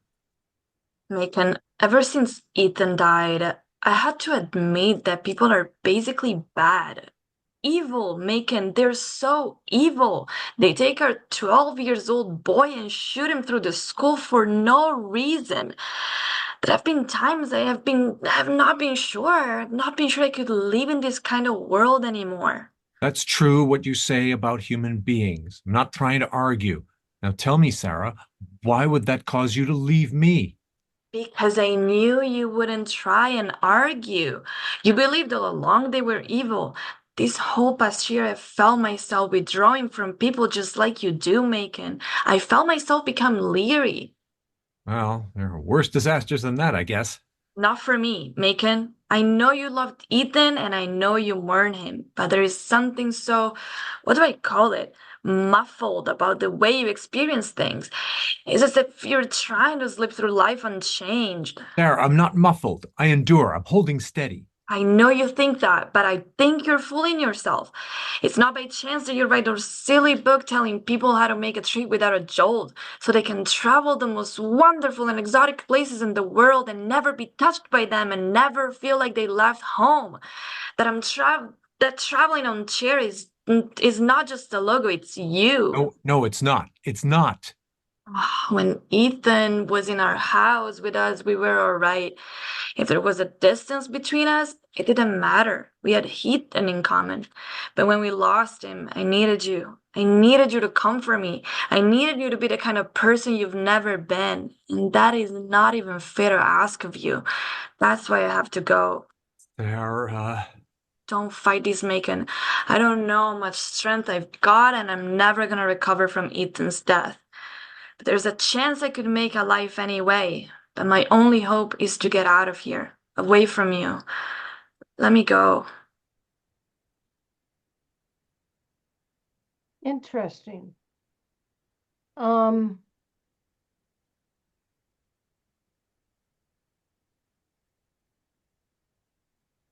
why do you think, Francesca, that you want to leave Eamon, but you say you've withdrawn from the world yourself?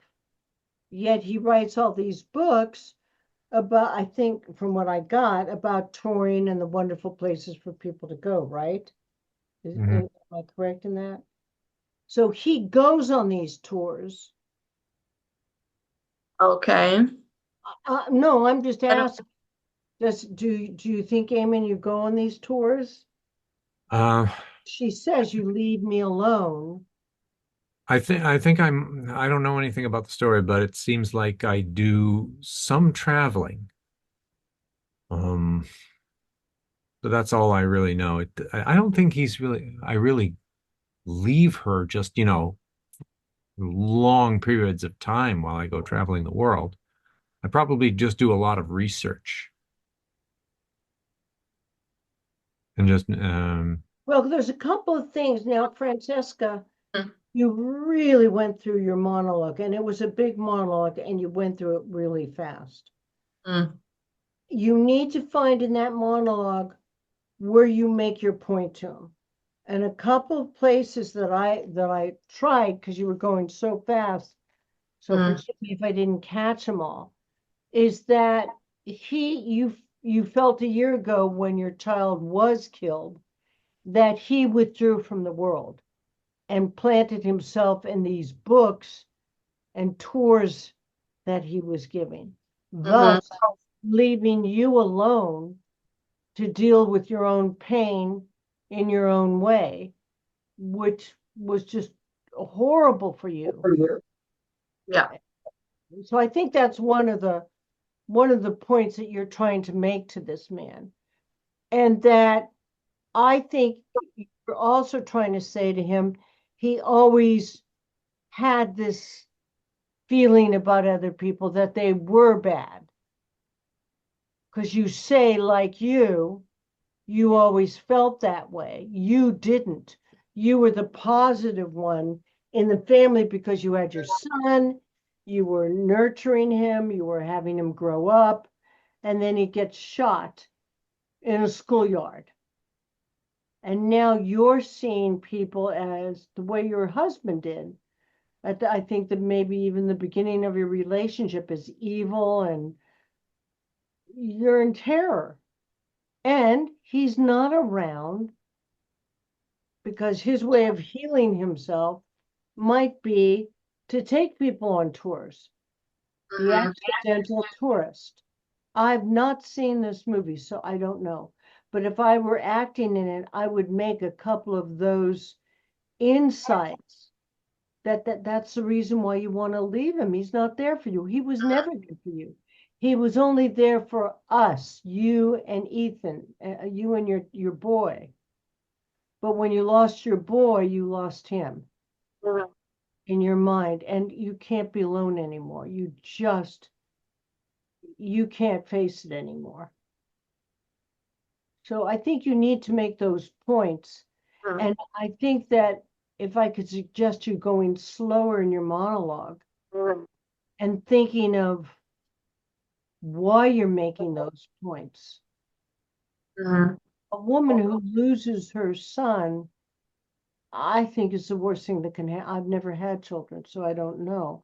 But I assume it's probably one of the worst things that can happen to a woman, as well as a man. But Eamon's character seems to have found something that is fulfilling him enough to keep him going. But it's not for you. You're lonely. There's nobody there. People scare you. I want to see that. You feel there's evil around you. Okay? Eamon, I think that you're confused. What? Why? You were just making money for the family. As far as you're concerned, you were writing the books, you were making the money from the books, and you started taking people on tours. But what you don't realize, and that she's trying to tell you, is you've abandoned her. You've left her a long time ago. And I think that you need to come to a conclusion somewhere in there that you get it towards the end, that you have abandoned her. And that maybe this doesn't exist anymore. I don't know, but I think you need to find it. I mean, even if you say you go away for a week, let's just say, that week for her is deadly. Yeah. Even the movement you just made was real interesting to me, of going back and forth in your chair as you're thinking about what she just said. You're trying to understand her. So I need to ask you, do you still love her?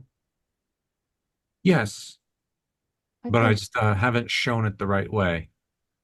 I really don't want to. I don't want her to leave me. No, I don't think you do either. Francisca, what do you feel? Do you feel like you still love him? I I think I do, but I don't see how these can work between us, so I just rather end things and try to make a new life. Like just escape from everything that I knew before. But In deep down, I think I do hypnosis, love him. in hypnosis, we call this fight or flight. Mm-hmm. What you're doing right now is you're not fighting, you're flying away from him. Mm. You're running away from him because every time you look at him, you see your son. Yeah. And it's just too painful for you. Mm. All right, so let's try this again, and then here we go.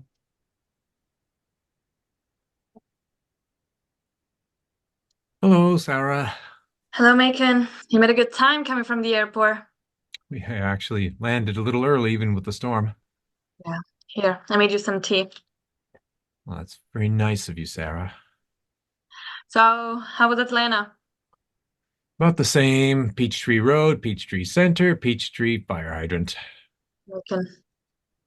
Macon, I love you, but I can't live with you anymore. What? What did you say? I want a divorce. I got an apartment downtown. Honey, listen, it's been a hard year. We've had a hard time. People who lose a child often feel this way. Everyone says it puts a terrible strain on the marriage, but it doesn't have to tear us apart. Listen, I've been thinking, have you ever considered we might have another baby? Oh, Macon. I know we can't replace Ethan, but No, I'm sorry. It would never work. all right, forget that. It was a crazy idea, right? Crazy notion. But all I'm saying is we can start over. Macon, ever since Ethan died, I had to admit that people are basically bad. Evil, Macon. They're so evil. They take a 12 years old boy and shoot him through the school for no reason. There have been times I haven't been sure. Honestly, I haven't been sure I can even live in this world anymore. That's true. What you say about human beings. I'm not trying to argue. Now tell me, Sarah, why would that cause you to leave me? Well, because I knew you wouldn't even try to fight it. And you believed all along they were evil. This all past year, I felt myself withdrawing for people just like you do, Macon. I felt myself become leery. Well, there are worse disasters than that, I guess. Not for me, Macon. I know you loved Ethan and I know you mourn him, but there is something so, how do I call it, muffled about the way you experience things. It's as if you were trying to sleep through life unchanged. Sarah, I am not muffled. I endure. I'm holding steady. I know you think you do that, but I think you're fooling yourself. It's not by chance that you write those silly little books telling people how to make a trip without a jolt, so they can travel the most wonderful and exotic places in the world and never be touched by them and never feel like they left the house. I think that traveling on chair isn't just a logo, making it's No, you. no, it's not. It's not. Like, well, when I don't know, but when Ethan was in the house with us and we were all right, if there was a distance between us, it didn't matter because Ethan was what we had in common. But when we lost him, I needed you. I needed you to comfort me. I needed you to be the kind of person you've never been. And that's not even fair to ask of you. So that's why I have to go. Sarah. Don't fight this, Macon. I don't know how much strength I got, and I'm never gonna recover from Ethan's death.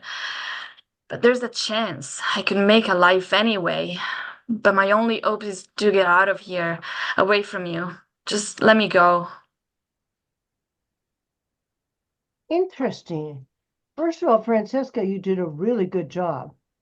You really Yeah. you took what I asked you to do and you did it, and it made it really a beautiful character.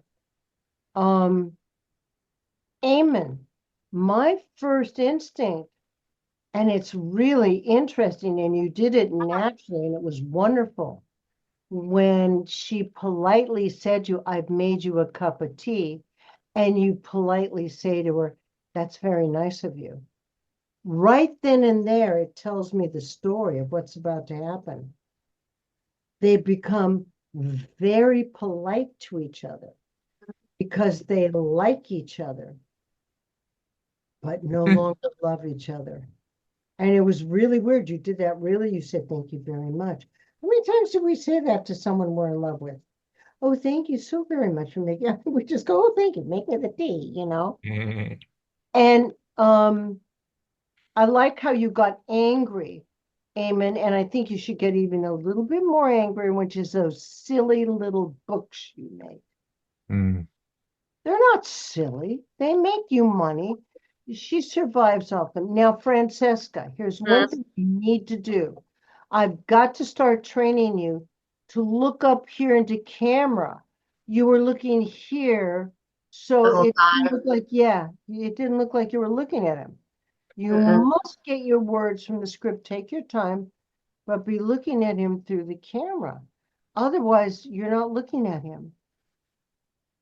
And this is a very sad script, especially, you know, when you say that, I think, and you did a beautiful job when you said, we were great together when Ethan was alive, but now, you know, we can see there's nothing between these two people but politeness. And Eamon, she's right. She says, you say, why do you want to leave me now? And she says, because I know you won't fight for it. And you don't, which is really weird. Mm. Do you know what I mean? She Yeah. knows you won't fight for her, and you don't. Mm. So I think this character knows inside himself, it is over. Yeah.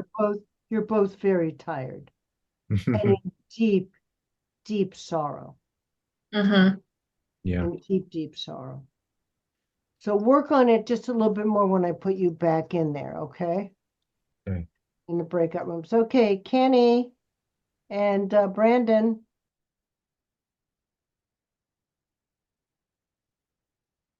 Put your sound on, Brandon. Andy, Oh. put your sound on. Lower your camera a little bit, Andy. Yeah, okay, wow. Give me a sec.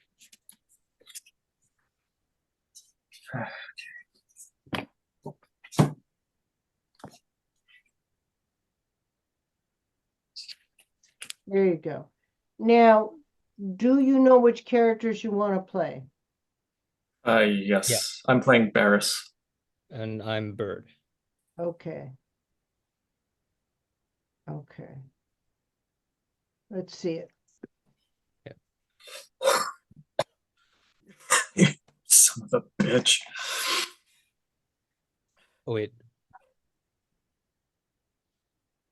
Wait, no, I'm starting off. Okay. Boy, Right. didn't I teach you anything? Let's start again. Here Yeah. we go. Okay. Sorry, I jumped the gun. Okay. Boy, didn't I teach you anything? You son of a bitch. So rusty, it's embarrassing. You're a stupid fucking turd. You know that?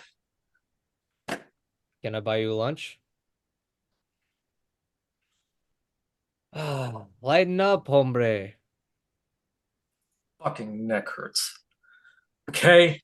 Oh, poor baby. Look, I've been put in charge of a fairly large wet operation, and I could use your help.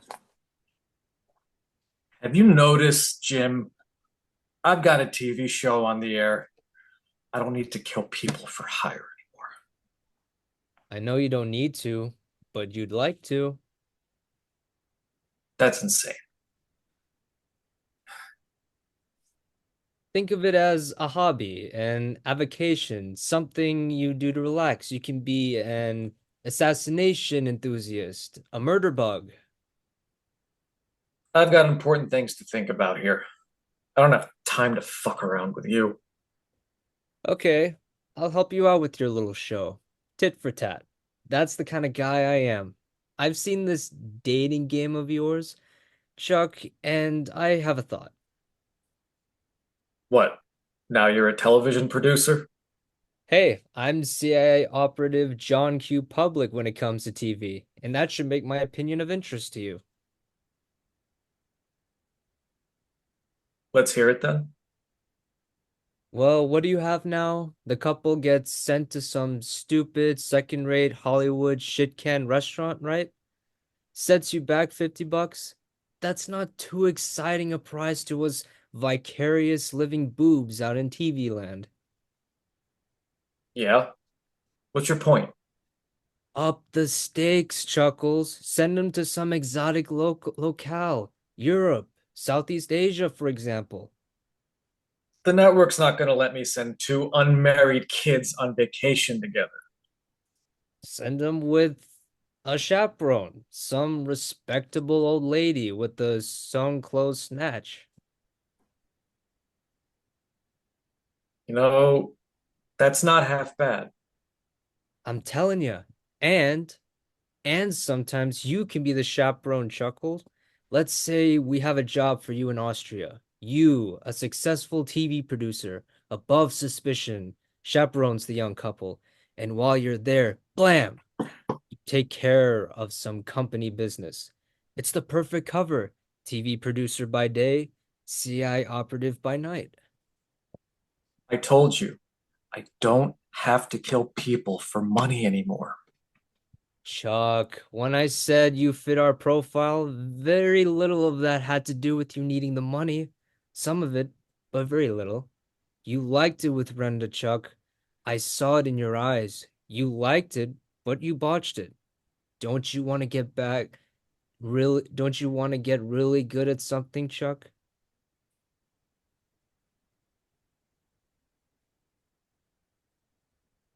And scene. You know, I still believe this story.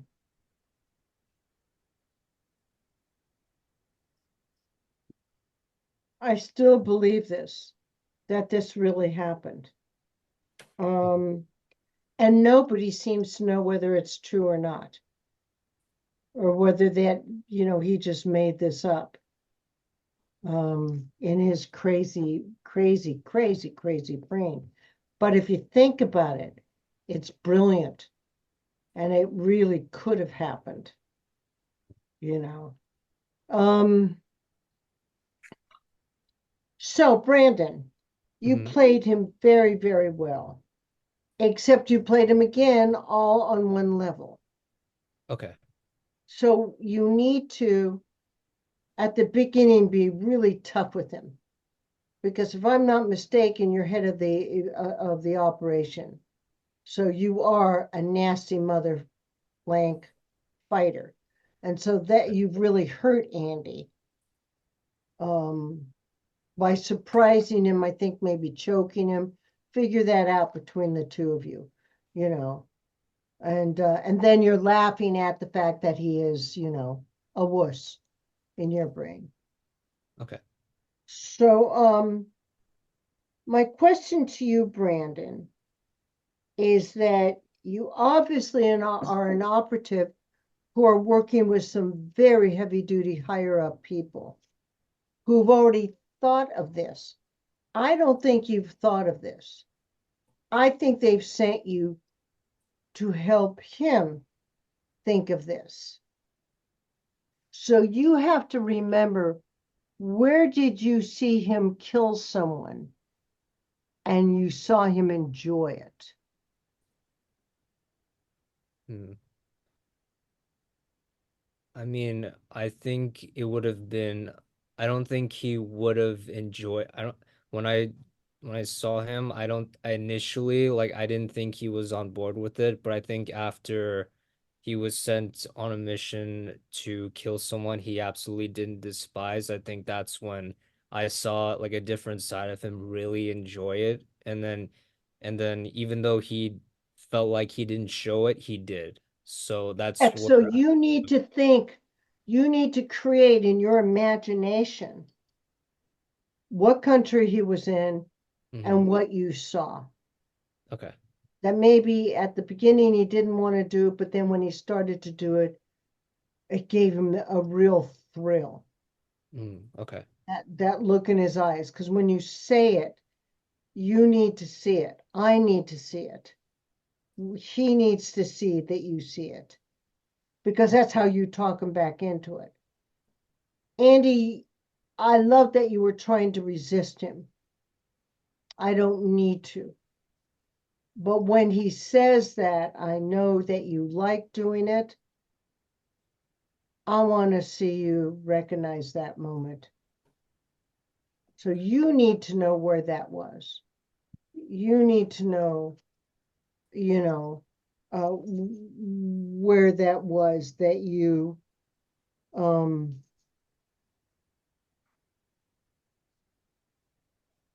who was it you killed? Now, how did they get you? Now, this is something for us all to think about. I suspect, and I take this actually seriously, that our government was very cheap, and that our government, on the other hand, was very bright. So they wanted to send someone who nobody would ever suspect of being an assassin. And it had to be someone crazy enough and bizarre enough to do it. And that this was the perfect moment, the perfect person, and a perfect excuse of a show to do it in. So, Andy, you're fighting it. Brandon, you have to really, really talk him into it. And Andy, I need to, when you say, that's not a bad idea. The reason that you say it's not a bad idea is because you're the friggin' producer of the show.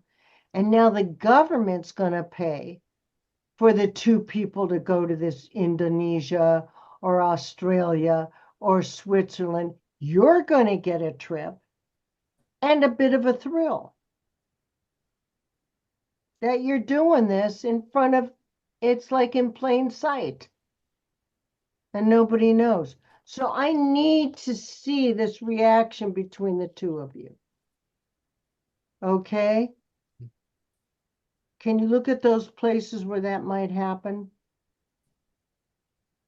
Because I think, Andy, when you say that's a good idea, you're beginning to see as a producer, I'm not going to have to pay for this shit. Does the government pay him, Brandon, as well? I Does need to see from both of you how much you get paid per person you kill. Could it be like a nice amount? Let me see, this was in the 70s. So $30,000 or $25,000 would be nice for Andy. Plus all the expenses are paid, plus everything's set up for you. You just need to walk in and do it. All right, let's try it again then. Do you see some places in the script, Andy, you can show that? Definitely. I can show a little excitement at the idea of, oh, the government's paying for this. I might make money on this show. Oh, you ended up making a lot of money on this show. In fact, this show helped you make the Gong Show, Okay. which again brought you in a tremendous amount. You are a poor person. And when they first approached you on this, again, you needed to be talked into it, but you have to find out where it is that it catches you. And I think it's the money, as with Yeah. everything.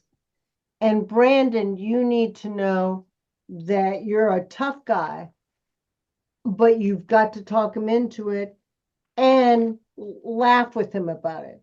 There's got to be some kind of camaraderie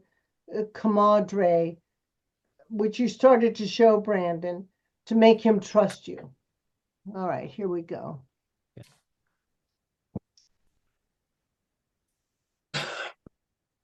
Boy, didn't I teach you anything? You son of a bitch. You're so rusty, it's embarrassing. You're a stupid fucking turd. You know that? Can I buy you lunch?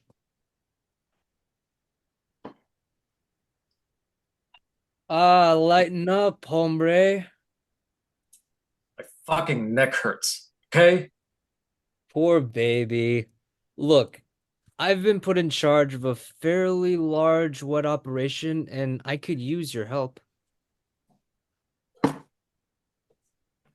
you noticed, Jim? I've got a TV show on the air.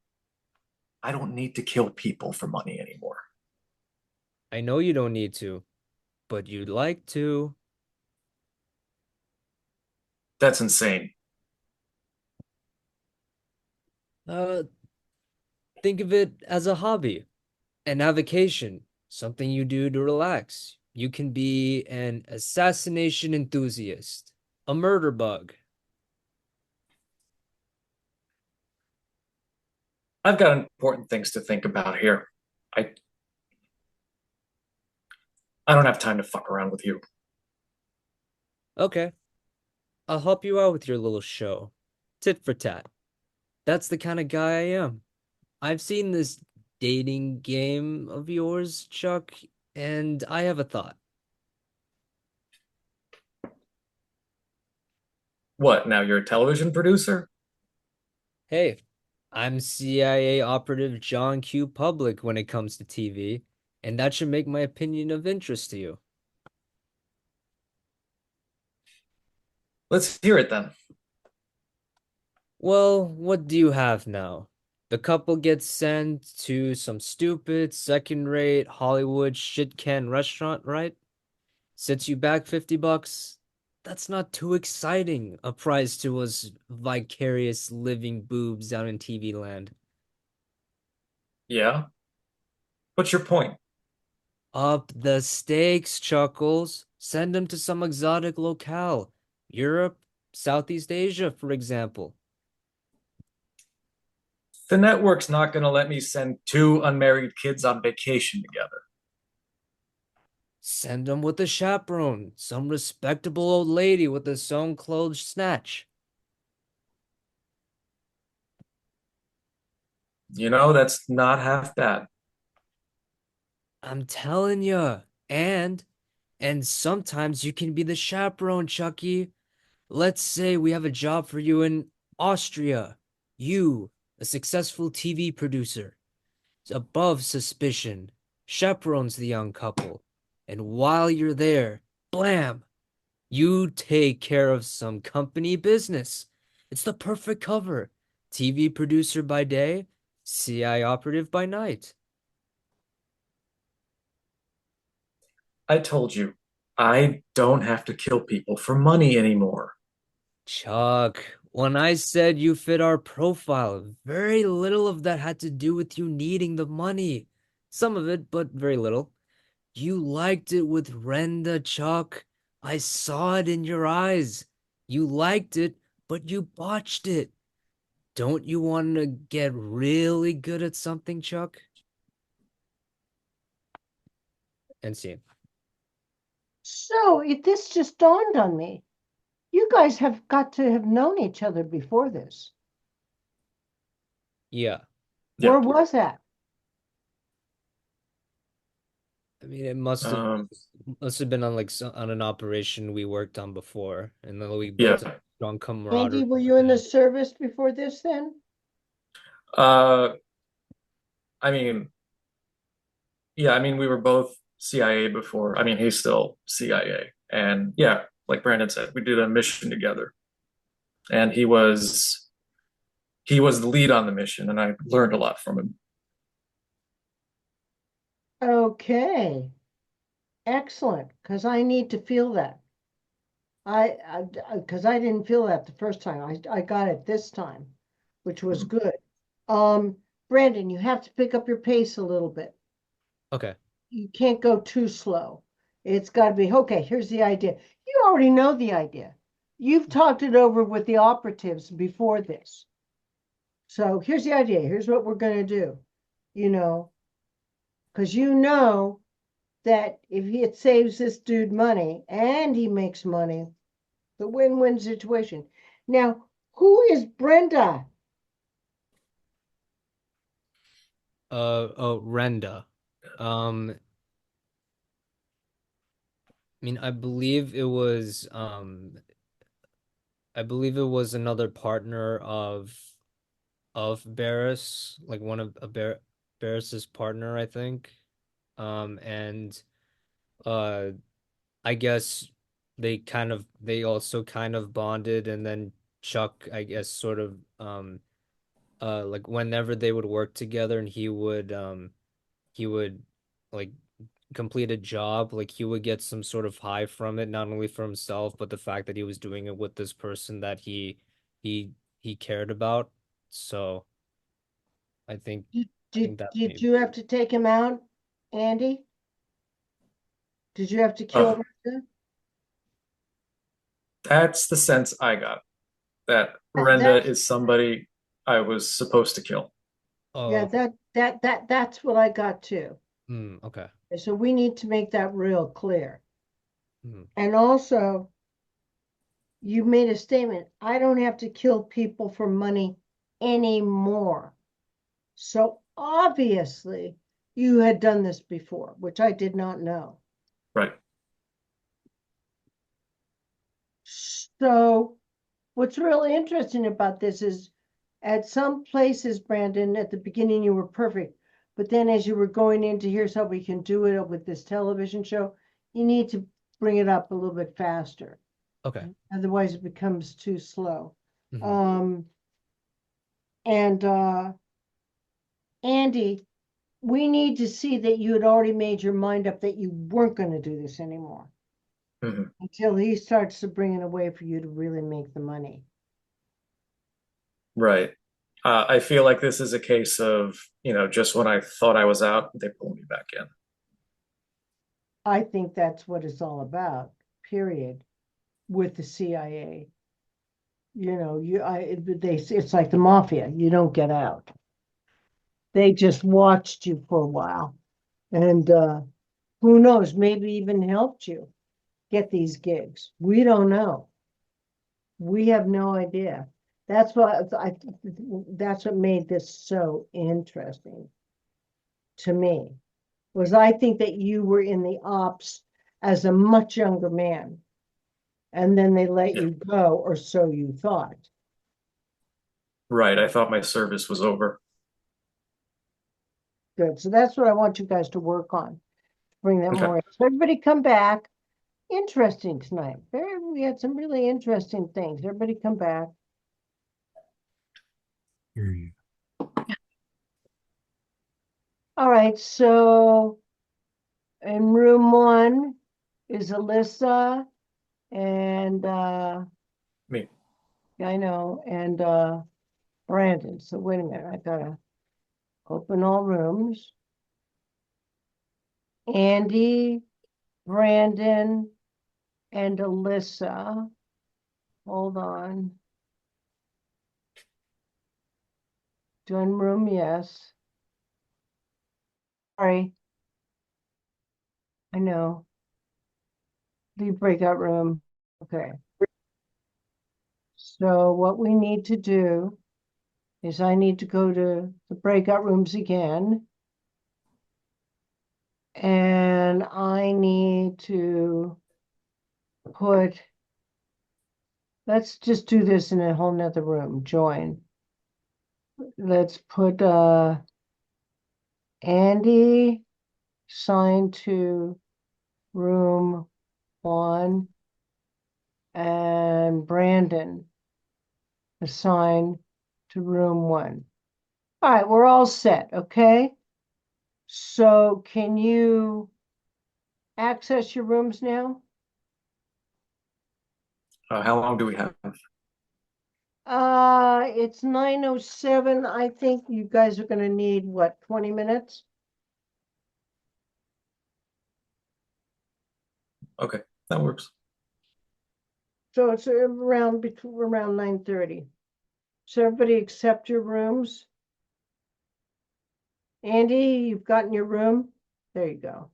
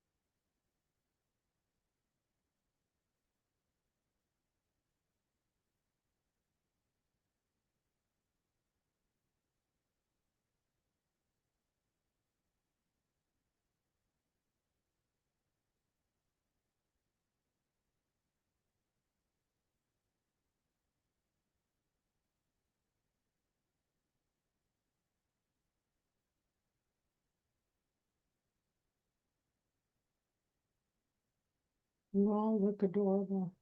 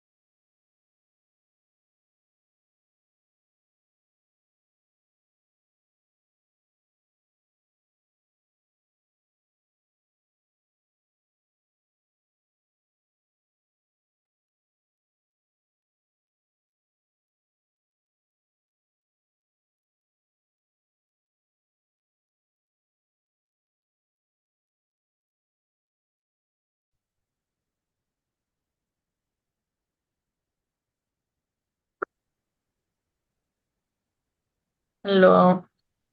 Hello.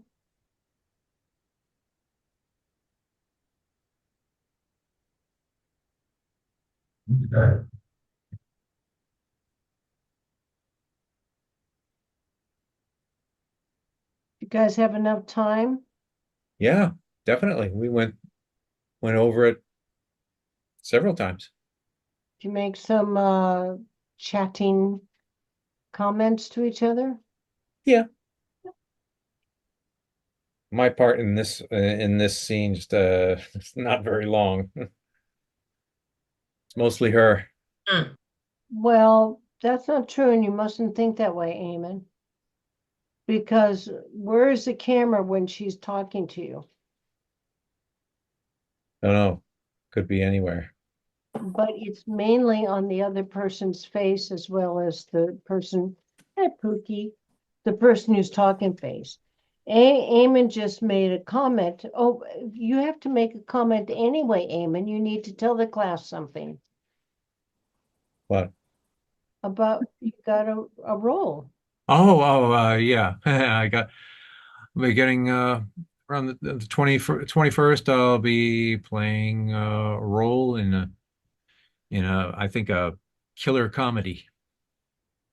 Terrific. Right. That's awesome. Congratulations. Congrats. Yep. Wonderful. Good Wait for a you. minute. Who am I missing? I'm Brandon. missing who? Brandon. Brandon. Brandon, come back. Brandon. He's not here. He's not here. Oh, here's Nick okay. Pereira. Funny. Oh my God. Is Nick Brandon. Aha, we have a spy within Oh, us. yes. Oh. Is Brandon's brother or something, his dad. Sorry, the thing Brandon, who's Nick Pereira? that's my dad. Oh, okay. Oh. Well, tell your dad hello. The light's really weird on you right now, Brandon. It's much lighter, so it's a Mm, little too light. okay. There you go. Now I can see you better. Okay. Okay, good class. We're gonna now go through it. Next week is our 6th week. Really? So, Sixth yeah, class? yeah. Wow. It's out of guess. So I plan to continue, starting where am I? The 22nd. So just let me know, those of you, if you're staying with me by next week, so I can, keep it all going and maybe add a couple more people or not. Kenny's staying. He just sent me a message, and Isabella's staying. She sent me a message. So just let me know. All right, so let's start with who was my first up? It was Andy and Alicia. Yeah. Here we go. Oh, wait. Everybody close their camera. Jacob, turn off your camera. Jacob, turn off your camera. Here we go. Well, are you awake? No. Come with me to California. What? I want you to come with me. How do you know that? I know, I just do. Yeah, but how do you know? Can I start you guys again? I'm sorry. Mhm. Alicia, I need to ask you something. Did you just wake up? I Waking. think that I've been awake for like several minutes.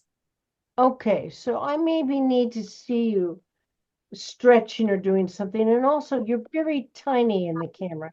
Can you lower the camera Okay. just a little bit, honey? There you go. All right, let's Okay. start again. Okay. Okay.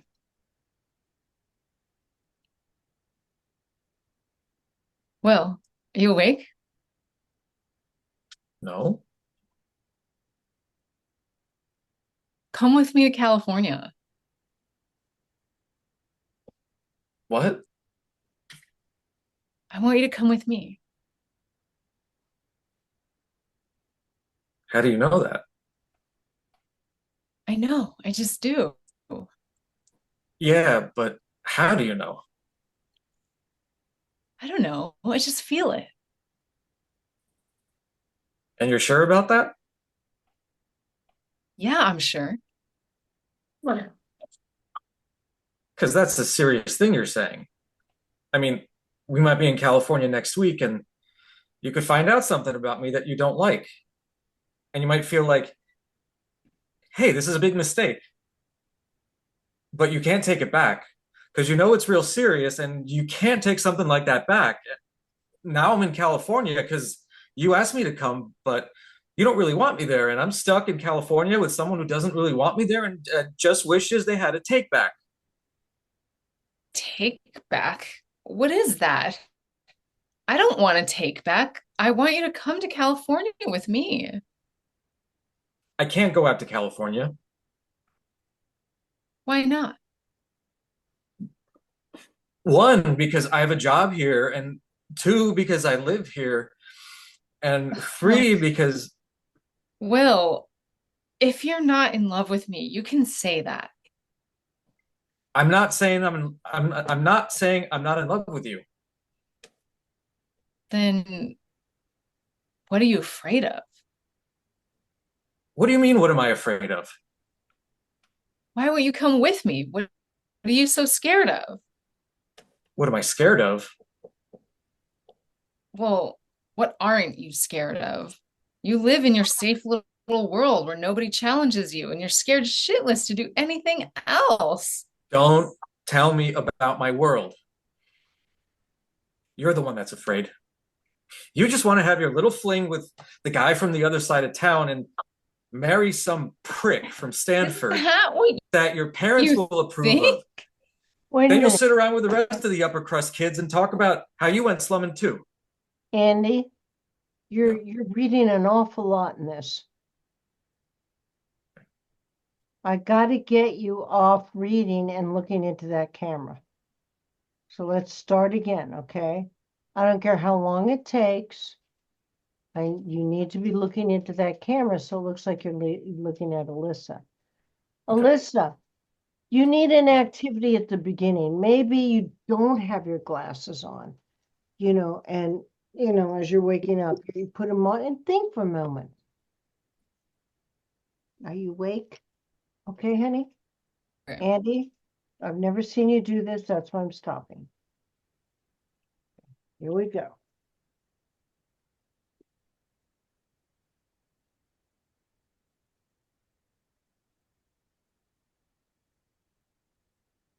Will, are you awake?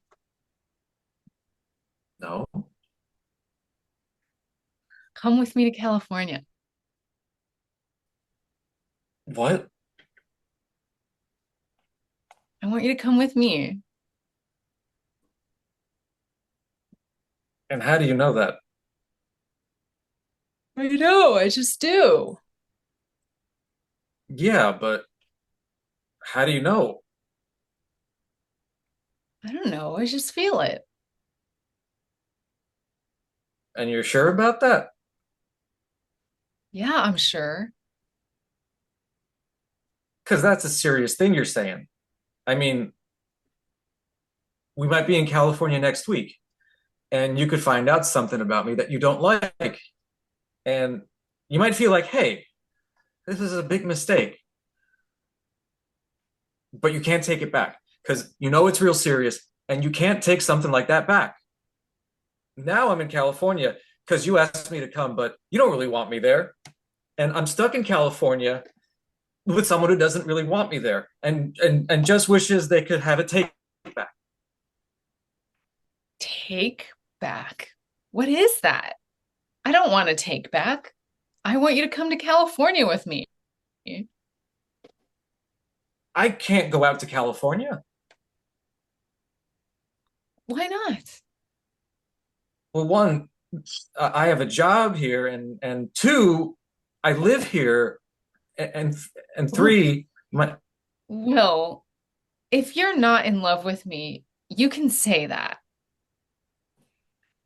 I'm not saying I'm not in love with you.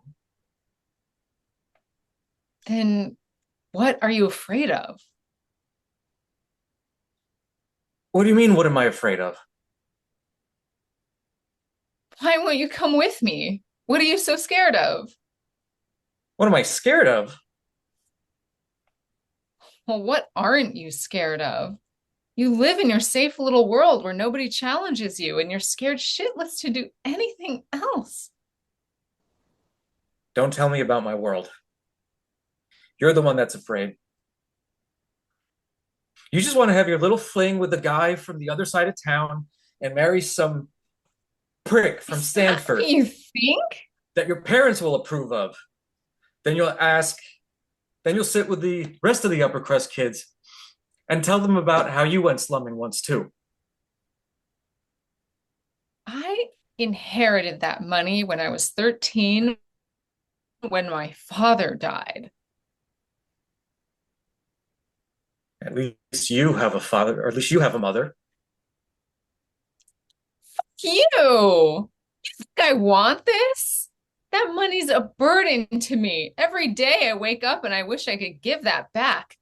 I'd give everything I have back to spend one more day with my father. But that's life and I deal with it. So don't put that shit on me. You're the one that's afraid. What the fuck am I afraid of? You're afraid of me. You're afraid that I won't love you back. And guess what? I'm afraid too. But at least I have the balls to give it a shot. At least I'm honest with you. I'm not honest.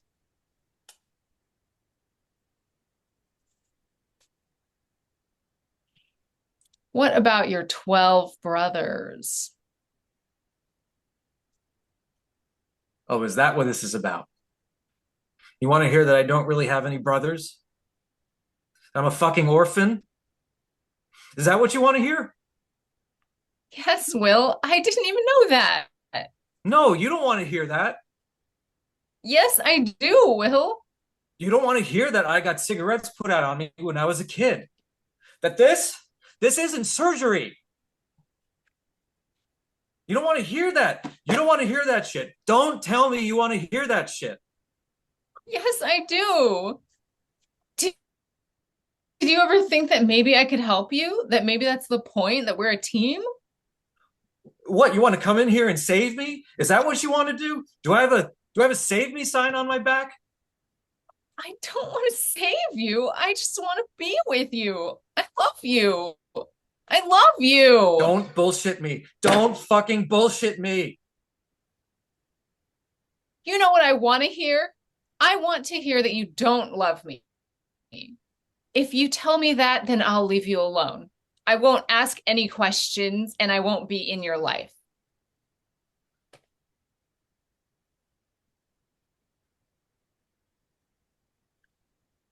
I don't love you.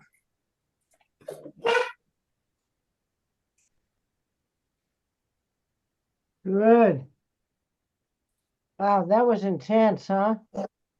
How'd you guys feel? Good, huh? Good. Oh yeah, that was intense. Yeah. Good work, guys. Thank you. Thank you. Thanks, Lisa.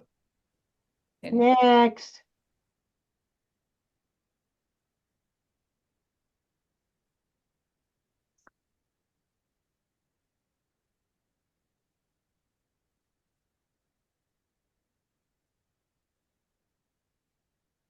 Hello, next. Hello, Eamon. Turn on your sound, sweetheart. Look at that pretty Francesca. Now you're all green behind you. Moved again. Ah, here we go. Okay.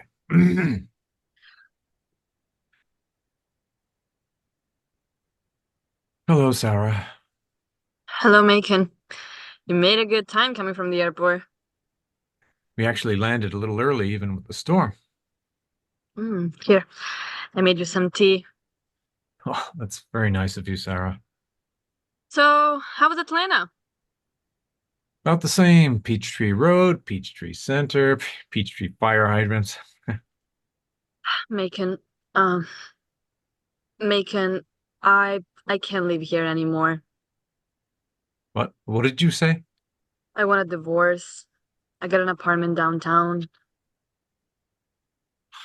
Honey, listen, it's been a hard year. Had a hard time. People who lose a child often feel this way. Everyone says it puts a terrible strain on the marriage, but it doesn't have to tear us apart. Listen, I've been thinking, have you ever considered we might have another baby? Oh, Macon. I know we can't replace Ethan, No, but no, I'm sorry. It would never work. no, okay, forget that. It was a crazy idea, right? Crazy notion. But all I'm saying is we can start over. Macon, ever since Ethan died, I had to admit to myself that people are basically bad, evil. They're so evil. They take our 12 years old boy and shoot him right through the school for no reason. There have been times that I haven't even been sure I even want to live in this world anymore. That's true what you say about human beings. I'm not trying to argue. Now tell me, Sarah, why would that cause you to leave me? Because I knew you wouldn't even try and argue. You believed all along that people were bad. This whole past year, I felt myself withdrawing from people just like you do, Macon. I know you loved Ethan, but I felt myself becoming leery. Well, there are worse disasters than that, I guess. Not for me. Macon, I know you loved Ethan, and I know you mourned him, but there is something, how do I call it, muffled about the way you experience things, as if you were trying to slip through life unchanged. Sarah, I am not muffled. I endure. I'm holding steady. I know you think that, but I think you're fooling yourself. It's not by chance that you write those silly little books telling people how to make a trip without a jolt, so they can travel the most wonderful and exotic places in the world and never be touched by them and never feel like they left home. The traveling on chair logo of you is not just a logo. It's you. No, it's not. It's not. When Ethan was in the house with us, we were all right. If there was a distance between us, it didn't matter because we had Ethan in common. But when we lost him, I needed you. I needed you to comfort me. I needed you to be the kind of person that you have never been. And that is not even fair for me to ask of you. That's why I have to go. Sarah. Don't fight this, Macon. I don't know how much strength I've got left, and I'm never gonna recover from Ethan's death. But there's a chance I could make a life anyway. But my only hope is to get out of here, away from you. Let me go.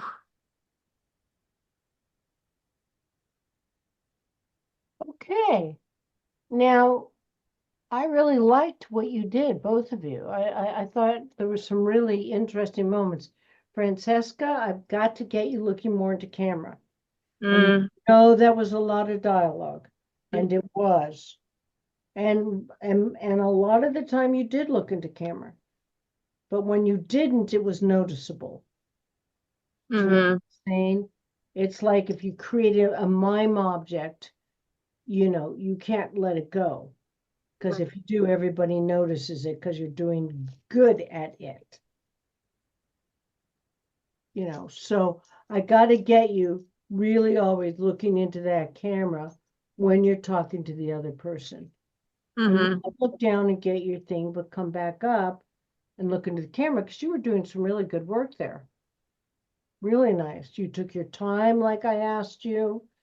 You made some really good points. I really feel bad for her. It was a good character. You created a very good character. Now, Eamon, you said to me, well, I don't have a lot of dialogue, but you don't need to have a lot of dialogue to create a really good character. And you did. The only thing that I was going to ask you to do over again, the two of you, was your beginning, which I loved, Eamon, at the beginning, when you said, "Hello, Sarah." This time you said it like you were tired, which you may be, exhausted, and you didn't want to be there. I've got to feel that you are happy to see her. Hello, Sarah. So can I just take that beginning part, just a couple of lines. And Francesca, look into the camera.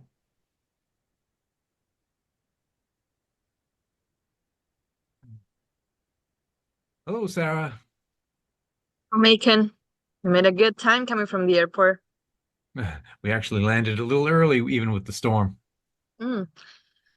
I made you some tea. Wow, it's very nice of you, Sarah. So how was Atlanta? About the same. Peachtree Road, Peachtree Center, Peachtree Fire Hydrant.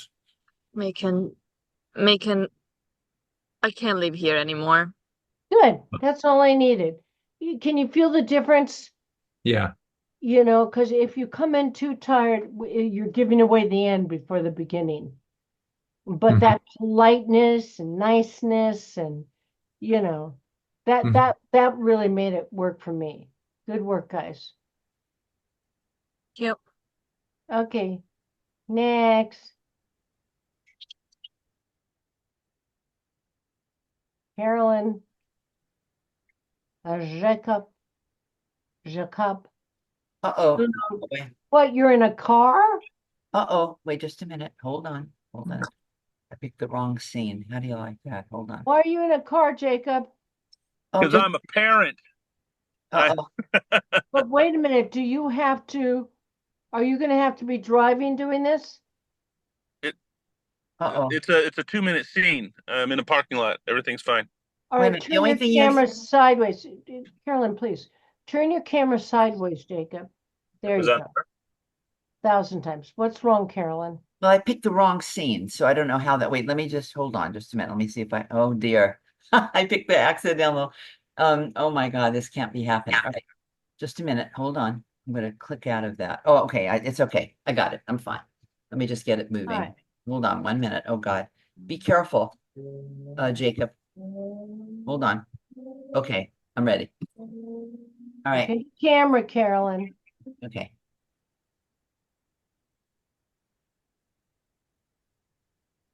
Mr. and Mrs. Allen Green. Mr. and Mrs. Allen Green. Mr. and Mrs. Allen Green. Mr.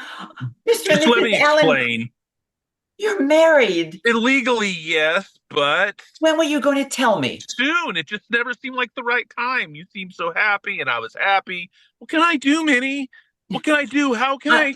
Oh, Jenny, I'm just too busy to find some place to live. You were living around the corner with your wife. All this time. Where do you live? Jenny, What's your address? I'm just around the corner in Where? Byron Avenue. Byron Avenue. It's no wonder we kept on bumping into each other. What number? There's no point in What that. number? 17. Good grief. It's the truth. Please, you have to understand, I was with you just about all the spare time I had. Spare time. Spare time. I can't tell you how grateful I am. Don't be like this. I have nothing. I didn't take my exams. I left school. Where's it all gone now? I gave my life away because you promised me a different one. And now I haven't got either of them.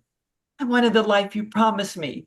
One that was full of life and pictures and music. Jenny, I can get a divorce. Everything will turn out for the best. You'll see. Go and tell them. Go and tell them, and then go and tell your wife. I want to see you. I want to stand there and watch. They'll not listen now. All right, let me come around tomorrow when everyone's feeling a bit more calm.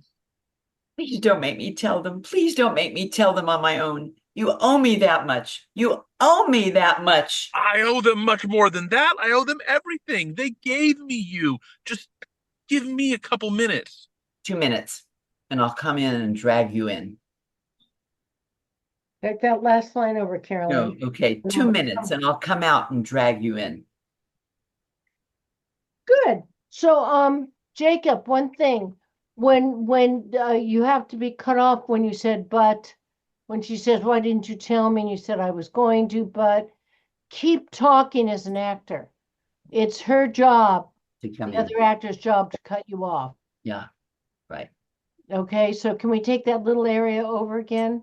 Okay. Nope, turn it sideways, Jacob. Yes. No, now you're really, Legally, you're- yes, now but you're sideways like an astronaut. There you go. Now, there you go. All right, take it just in that little area to the end. well, it's okay. It's legally, yes, but there's two areas like that. There was one on the first page. Let me see. It's the fourth line, the fourth little paragraph. Legally, yes, but that's the first one. Well, let him go into it, give him a line into it, Caroline, and look into camera. Okay, all right. You're married. Legally, yes, but Well, that's and when you're going to tell me? soon. It just never seemed like the right time. You seemed so happy, and I was happy. What can I do, Minnie? What can I do? How can I make this up? Jenny. Oh, Jenny, I'm just too busy. I'm just too busy to find some place to live. You were living around the corner with your wife. All this time. Where do you live? Jenny, I can explain. What's your address? It's just around the corner. Where? I'm not Byron Avenue. Byron Avenue. It's no wonder we kept on bumping into each other. What number? There's no point in me giving you the What number? 17. Good grief. It's the truth. Please, you have to understand, I was with you just about all the spare time I had. Spare time. Spare time. I can't tell you how grateful I am. Don't be like this. I have nothing. I didn't take my exams. I left school. Where's it all gone? I gave my life because you promised me a different one. And now I haven't got either of them. I wanted a life you promised me. With the one with fun and light and pictures and music. Jenny, I can get a divorce. Everything will turn out for the best. Everything will be fine, and you'll see this is Go and tell real. them. Go and tell them. Go and tell them, and then I want to stand there and watch. They'll not listen now. All right. Let me come around tomorrow when everyone's feeling a bit more calm. Please don't make me tell them. Please don't make me tell them on my own. You owe me that much. You owe me that much. I owe them much more than that. I owe them everything. They gave me you. Just give me a couple minutes. 2 minutes, and I'll come out and drag you in. Good. Thank you. And from the car, Jacob, we could That's do a whole amazing. series called Acting from the Car. I mean, they've got karaoke in the car. Good, Carolyn. And you looked up. You were looking into camera most of the time, sweetheart. Good. Good. Thank you, Jacob, very, very much. Okay, Andy, Yeah, wait, I gotta Brandon. Carolyn, turn off your camera, honey. There you go. Brandon, turn on your sound, honey.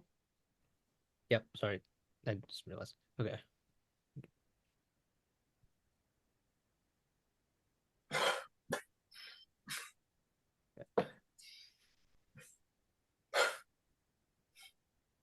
Didn't I teach you anything? You son of a bitch.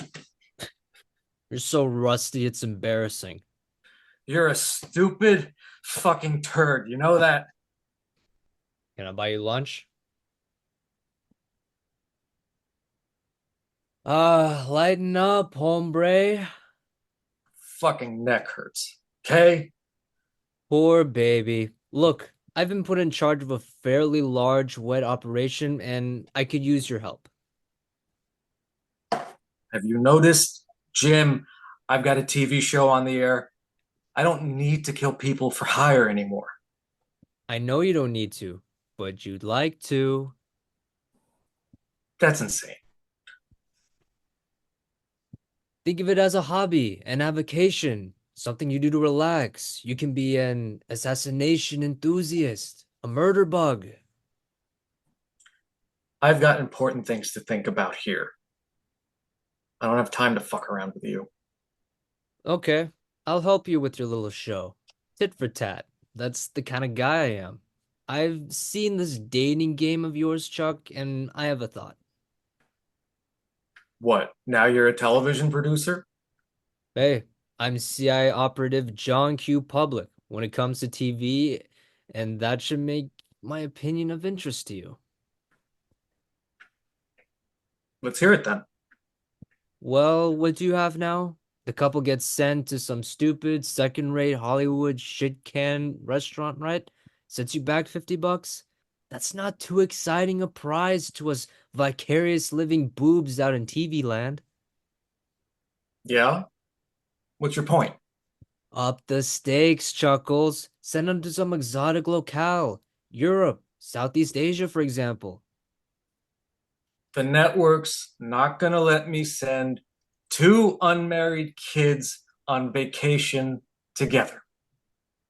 Send them with a chaperone, some respectable old lady with some sewn clothes hat, snatch. That's not half bad. I'm telling you. And sometimes you can be the chaperone, Chucky. Let's say we have a job for you in Austria. You, a successful TV producer, above suspicion, chaperones the young couple. And while you're there, blam, you take care of some company for business. It's the perfect cover.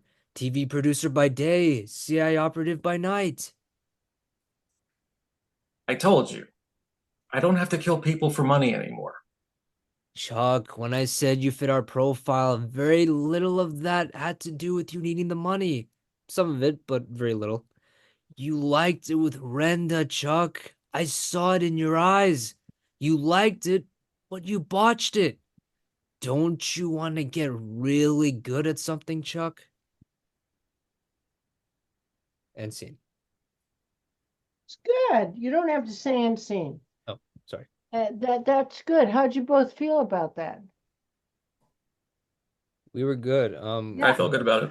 Yeah, we and Brandon, you speeded it up where it needed to be speeded up. That was nice. thank you. And I got the feeling you guys had known each other, done work, you know, and Andy, I got the feeling of this. I don't have to pay for anything. Excuse me, I was choking. That's great. That was really good. Okay, everybody come back so we can say good night. Good night, everybody. Good Jacob, night. Thank you. You're in your car driving, huh? Hmm. Because I can't see Jacob at all, but he's Yeah, the lights are off. That's right.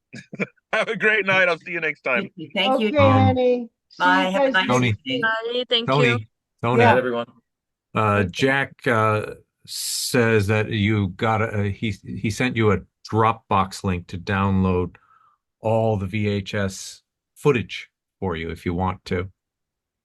Did you get it?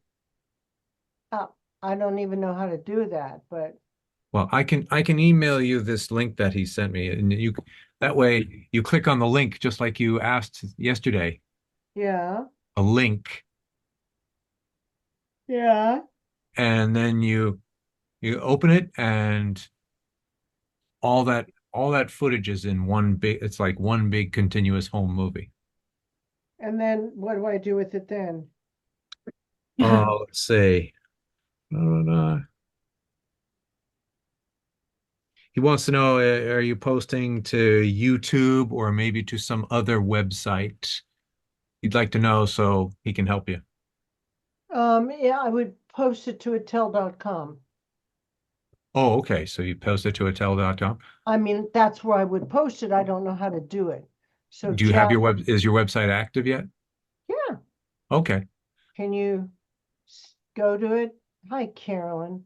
I'm going to say good night. I'm sorry. Have a nice Good one. night, A sweetheart. good one. Good night. Love ya. Love you too. Okay. Attell.com. Yeah. That's your, If he could post I'm it, looking at it right now. if he could Um, post it somewhere in there or on YouTube, you You know. have a YouTube page, right? It might be better for YouTube because this, well, Well, Open up the Dropbox file and look through it and see what you want put on there. Do you want it all up on there? Dropbox file. I don't think,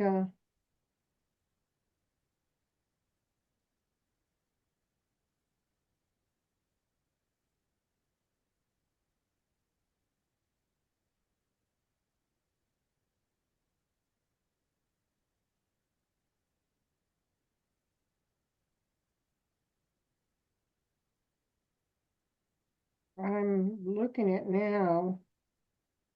Oh, Uh, you're looking at the Dropbox now? well, no, I don't know where he sent it to because I'm not. Hmm. I gave her a Dropbox link to download one long clip of all VHS tapes. I probably downloaded it to my computer. Okay.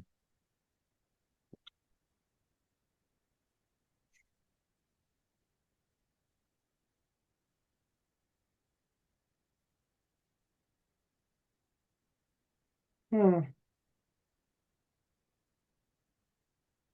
Sweetheart? Who's sweetheart? That was you. You're playing I'm playing one of your YouTube clips from your website.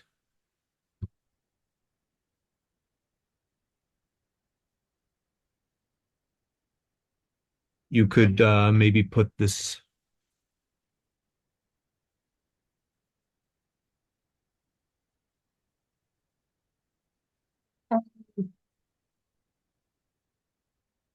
But you have the Dropbox link, right? I think I put it into my computer. Okay. I mean, into my phone, but where I don't know. Um, hmm. Um, see, I It's don't the title of the file is called Toni Attell Projects. know. I got that. It's just Okay. where is it stored on my phone? Is it stored on your phone? Okay. See, I stored it, but Do you want to load it up onto the LA Acting Classes channel on YouTube? we could, I guess, Oh yeah, you should be able to just the same way you do these classes. but I can't find where it is anymore.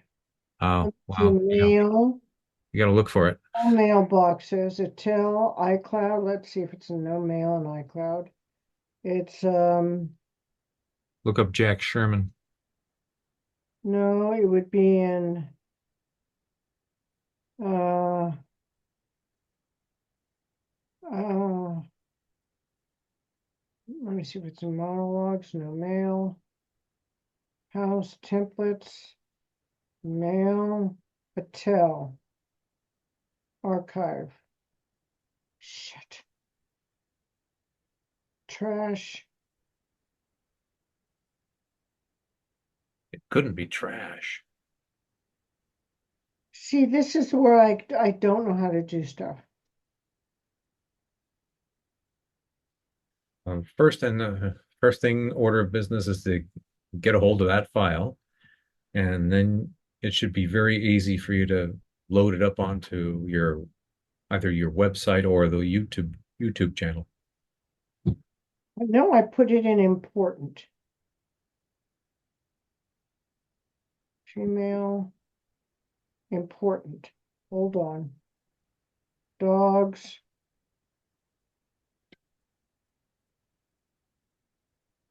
See, it gets lost.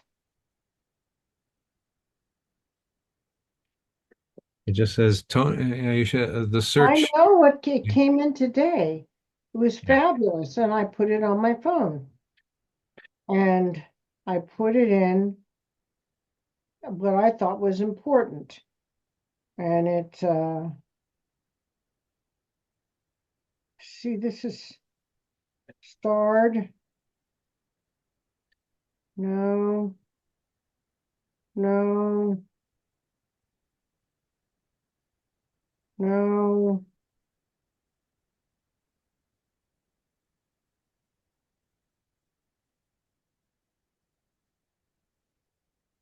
templates. I know, because he sent it to me today. And I put it into what I thought was archive under Attell. Gmail, hold on. Gmail. It said important. I put it in important. Starred. No. It's not coming up. All mail. Sent drafts. Inbox. iCloud.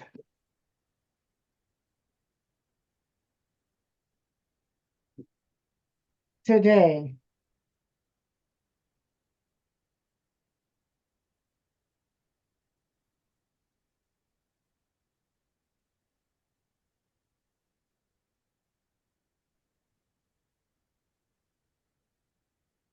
More projects. If you can find the download button, download the DVDs. Performance, all tapes. And laughing. So I've got the two right here. So I don't know where to put them. Well, you got to make a decision where you want them. No, I mean, I don't, that's what I mean. I don't know how to do this. Okay. Um, Download the DVDs. If you can find the download button on these links, all tapes. So it looks like this. okay. Yeah. Hold it up again for me. There are two of them. Yeah. Bring it up a little more. What's at the bottom of the screen? Uh, I think that icon, the second from the left, I think that might be the download. It looks like a file folder. Yeah, the little box. Yeah, the second one over from the left. I think that might be the download button. Jack Sherman download DVDs. So where do I put it in? Well, uh, you've already got it Online in the commercials. files, right? It should No, how do I make a new file? just download it again. It'll automatically download it a second time. It's not doing it.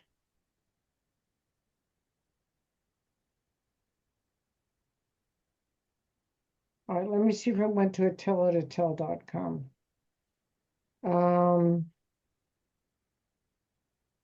Jack Sherman DVD, the Toad the Mime Theater West one.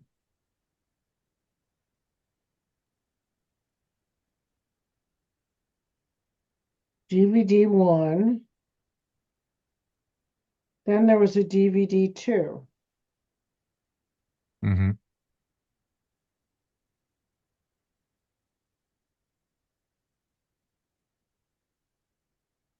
Well, See, I don't know. I you could downloaded the Toad the Mime one. you should try loading it onto your computer.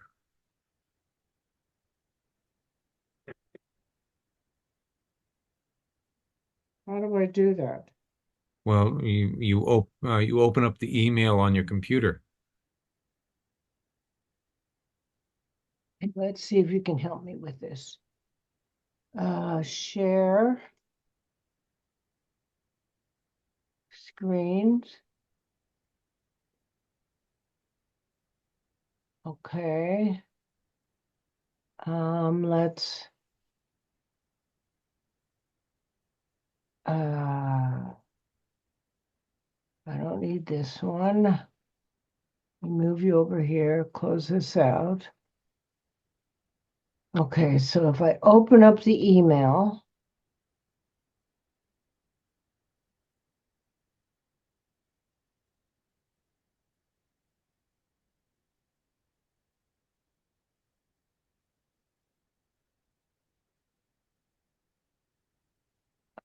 Is that from Jack? yeah, no, wrong one.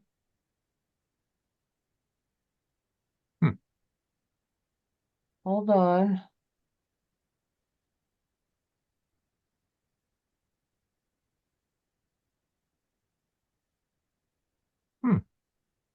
DVD 1 Okay, click on that.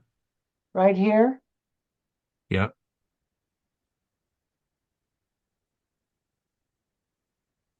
So where do Okay. I put it? Okay, this is just a copy. This is just a video. Um, now you have to find where it you can. Oh, wait. Scroll down slowly so that I can see it.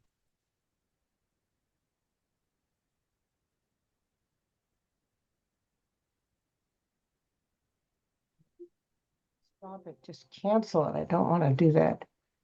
It probably won't let you cancel it until you. Yes. Okay, there Download. it says download. Click on that. These Biggest. come up. Click on 480p. That's the highest quality.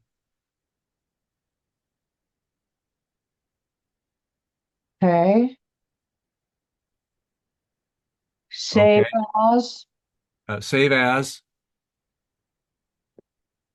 in downloads or Wait, in. stop a moment. Now, right now, it's asking you. See how the file name says Toni Attell DVD 1? Should I put on desktop? Listen, just a moment. Take the cursor off the desktop. Right now, it's asking you, do you want to keep that name, file name? Yes. Okay. All right. And okay. Save. Now it'll be on your desktop, or it'll be either your desktop or your downloads. Right now it's loading it. How can you see where it's loading it?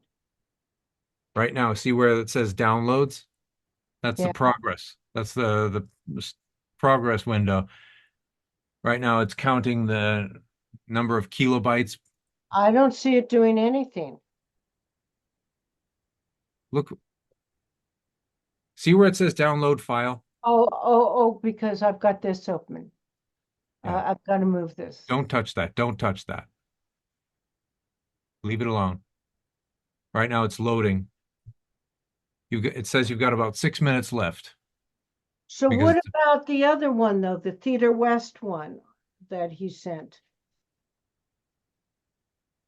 we won't address that until this is done downloading. Because I can't put anything into words until this is downloaded. Stop it. No, stop it. I don't want to hold you right now.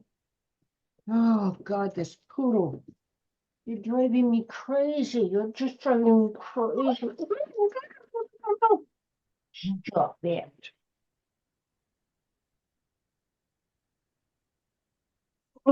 Stop it. No, stop.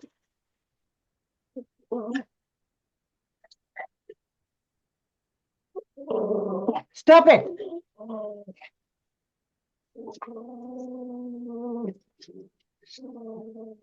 See, I can't see it downloading.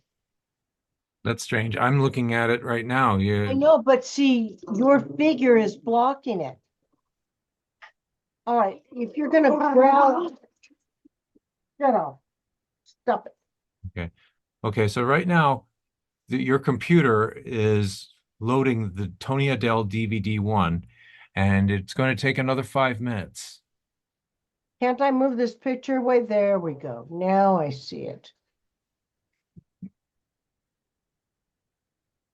And then let me see if I can find the other one.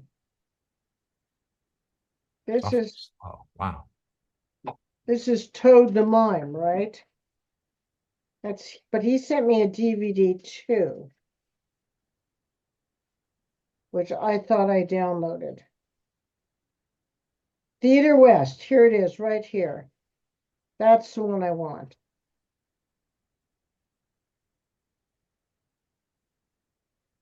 So it's on here. It's on my phone.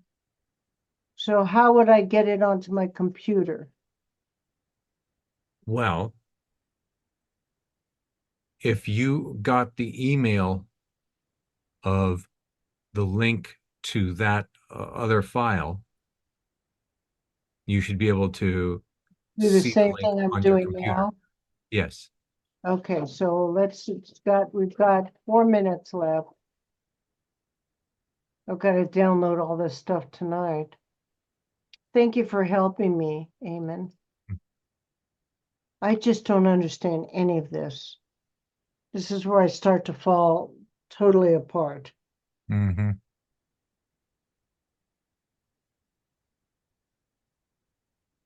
So there should be a second one that says Toad the Mime Theater West. This says Toni Attell DVD Demo 2. Is that right? Can I move this down a little bit? It's not showing. Where is See, it wait, says, I'm not going to touch it, but yeah, it says Demo 2. yeah. There should be a demo 1. Yeah, I don't think I have that here. Look for it. See if it, Well, it's on my phone. well, how did it get on your phone? He sent it to me by phone. Oh, So I can close this down. Can't I minimize this and look? you can minimize it, but don't close it. I'm minimizing it. Okay, so this is the email you got for the DVD 1. Right. Is there are and it says demo Toad the Mime Theater West. That's what's on the DVD 1. That's what you're downloading right now as we speak. Right. Now DVD 2. Okay. Look for Toni Attell DVD 2 in the subject of the email. Here. Yeah, in your inbox. Is this my inbox? You tell me. It doesn't look like it. I don't know what that is.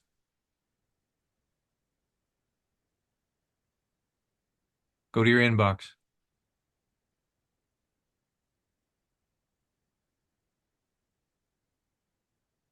I don't know how to get to my inbox. Click on where it says inbox. Get messages No. here. Yes. Okay. It didn't work. Correction. Go down to where it says inbox. Do you see the word inbox at all? New. No.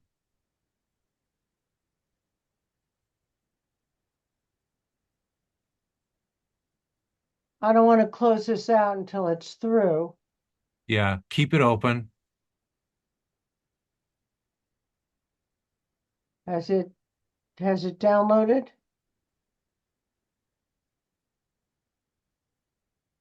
Well, now it's just shrunk.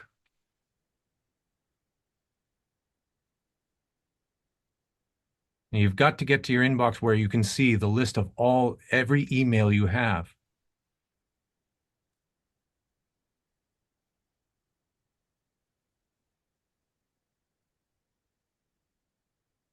Okay.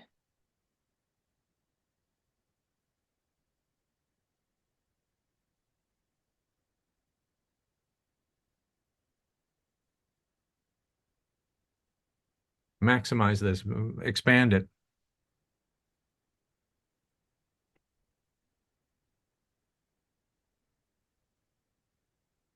Can't expand it because this is all it's doing. Because of the screen share. Yeah. There you go. There. Yeah. And keep it wide like this so that we can see what's going on. But did it download already? Um, go to your downloads folder.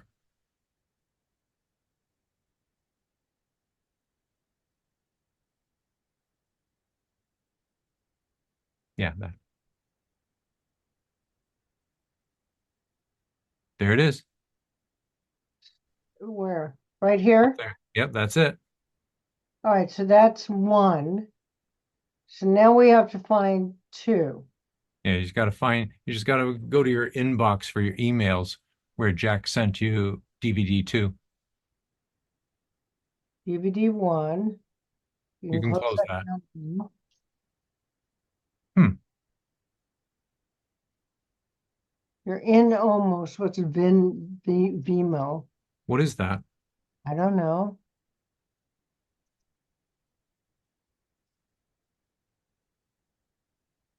Oh, it's just a message from Vimeo. Yeah. Okay, so there's yeah, Projects. what's this?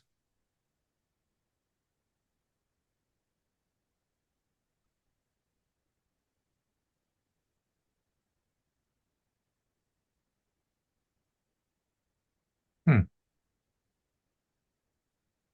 It doesn't look like you got another one. Looks like you only got one file.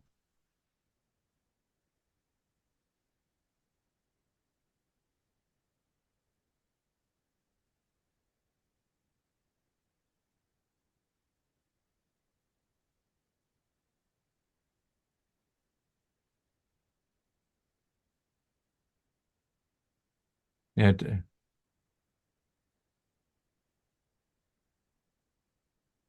yeah, it doesn't look like you got any other file emailed to you. I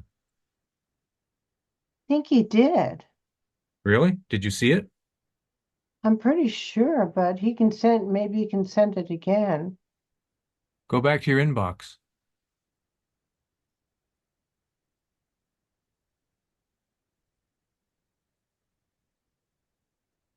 See, right now, I see Jack Sherman's email, and that was from recently, right? Yeah, that's not it. Oh, okay. So where was the message where you just downloaded? It's in my phone. Oh, okay. So that's weird because, Yeah, how is it that it got to your phone but not to your inbox on your computer? well, I've got DVD 1. Yep. You just downloaded. I don't have DVD 2. How big is DVD 1? Can you open it? Well, we just looked at it, didn't we? Well, we looked at it on a different website. Now we've got to look at it on your phone or on your computer so that we can see how long it is. And so you can scrub through it and see how long and how many hours it is. Inbox. Let me go through the trash here. I don't think it's in your trash.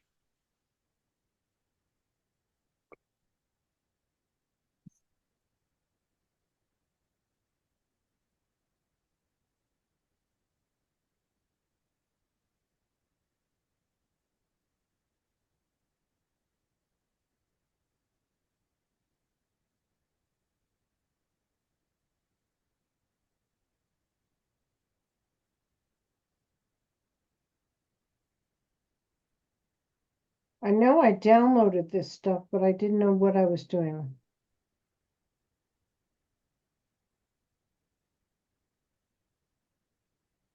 Get so much stuff. That's why I'd like him to put it up.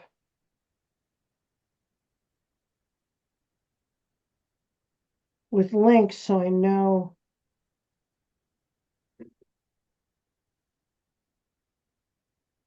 Yeah, now he'll have to uh, you'll have to determine which website you want to upload it.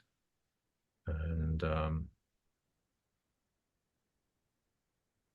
but really can't, it's impossible to navigate in at 10:30 at night over a Zoom meeting.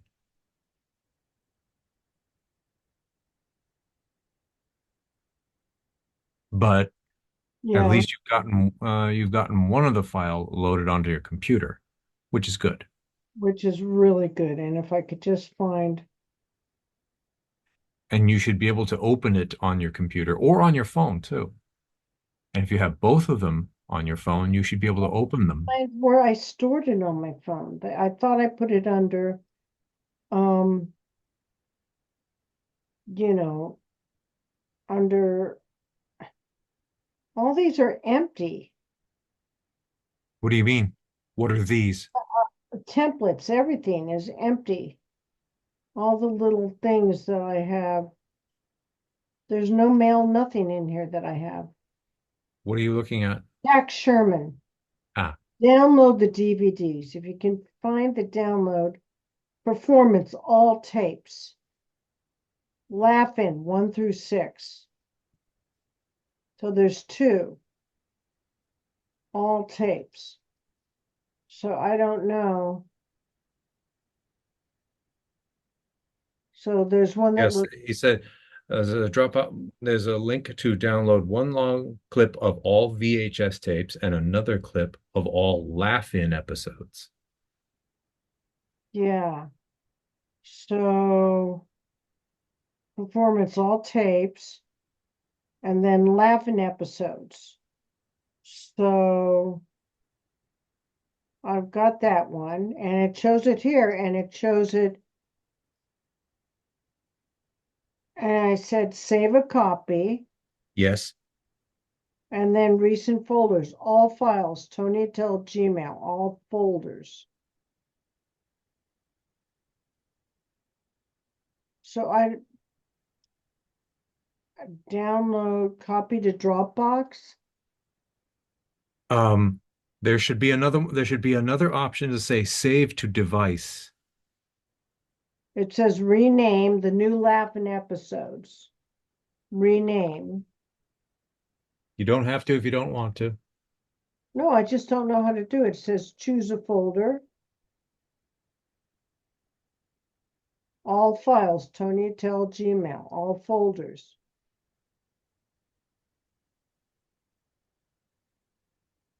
And then it just doesn't say anything else. Yeah, I can't really see what you're doing. I can't see what you see.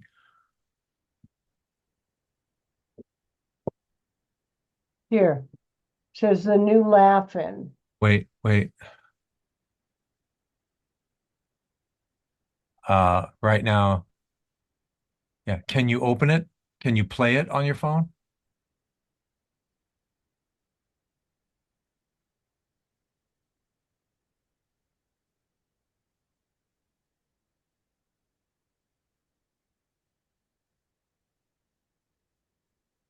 Nothing's playing.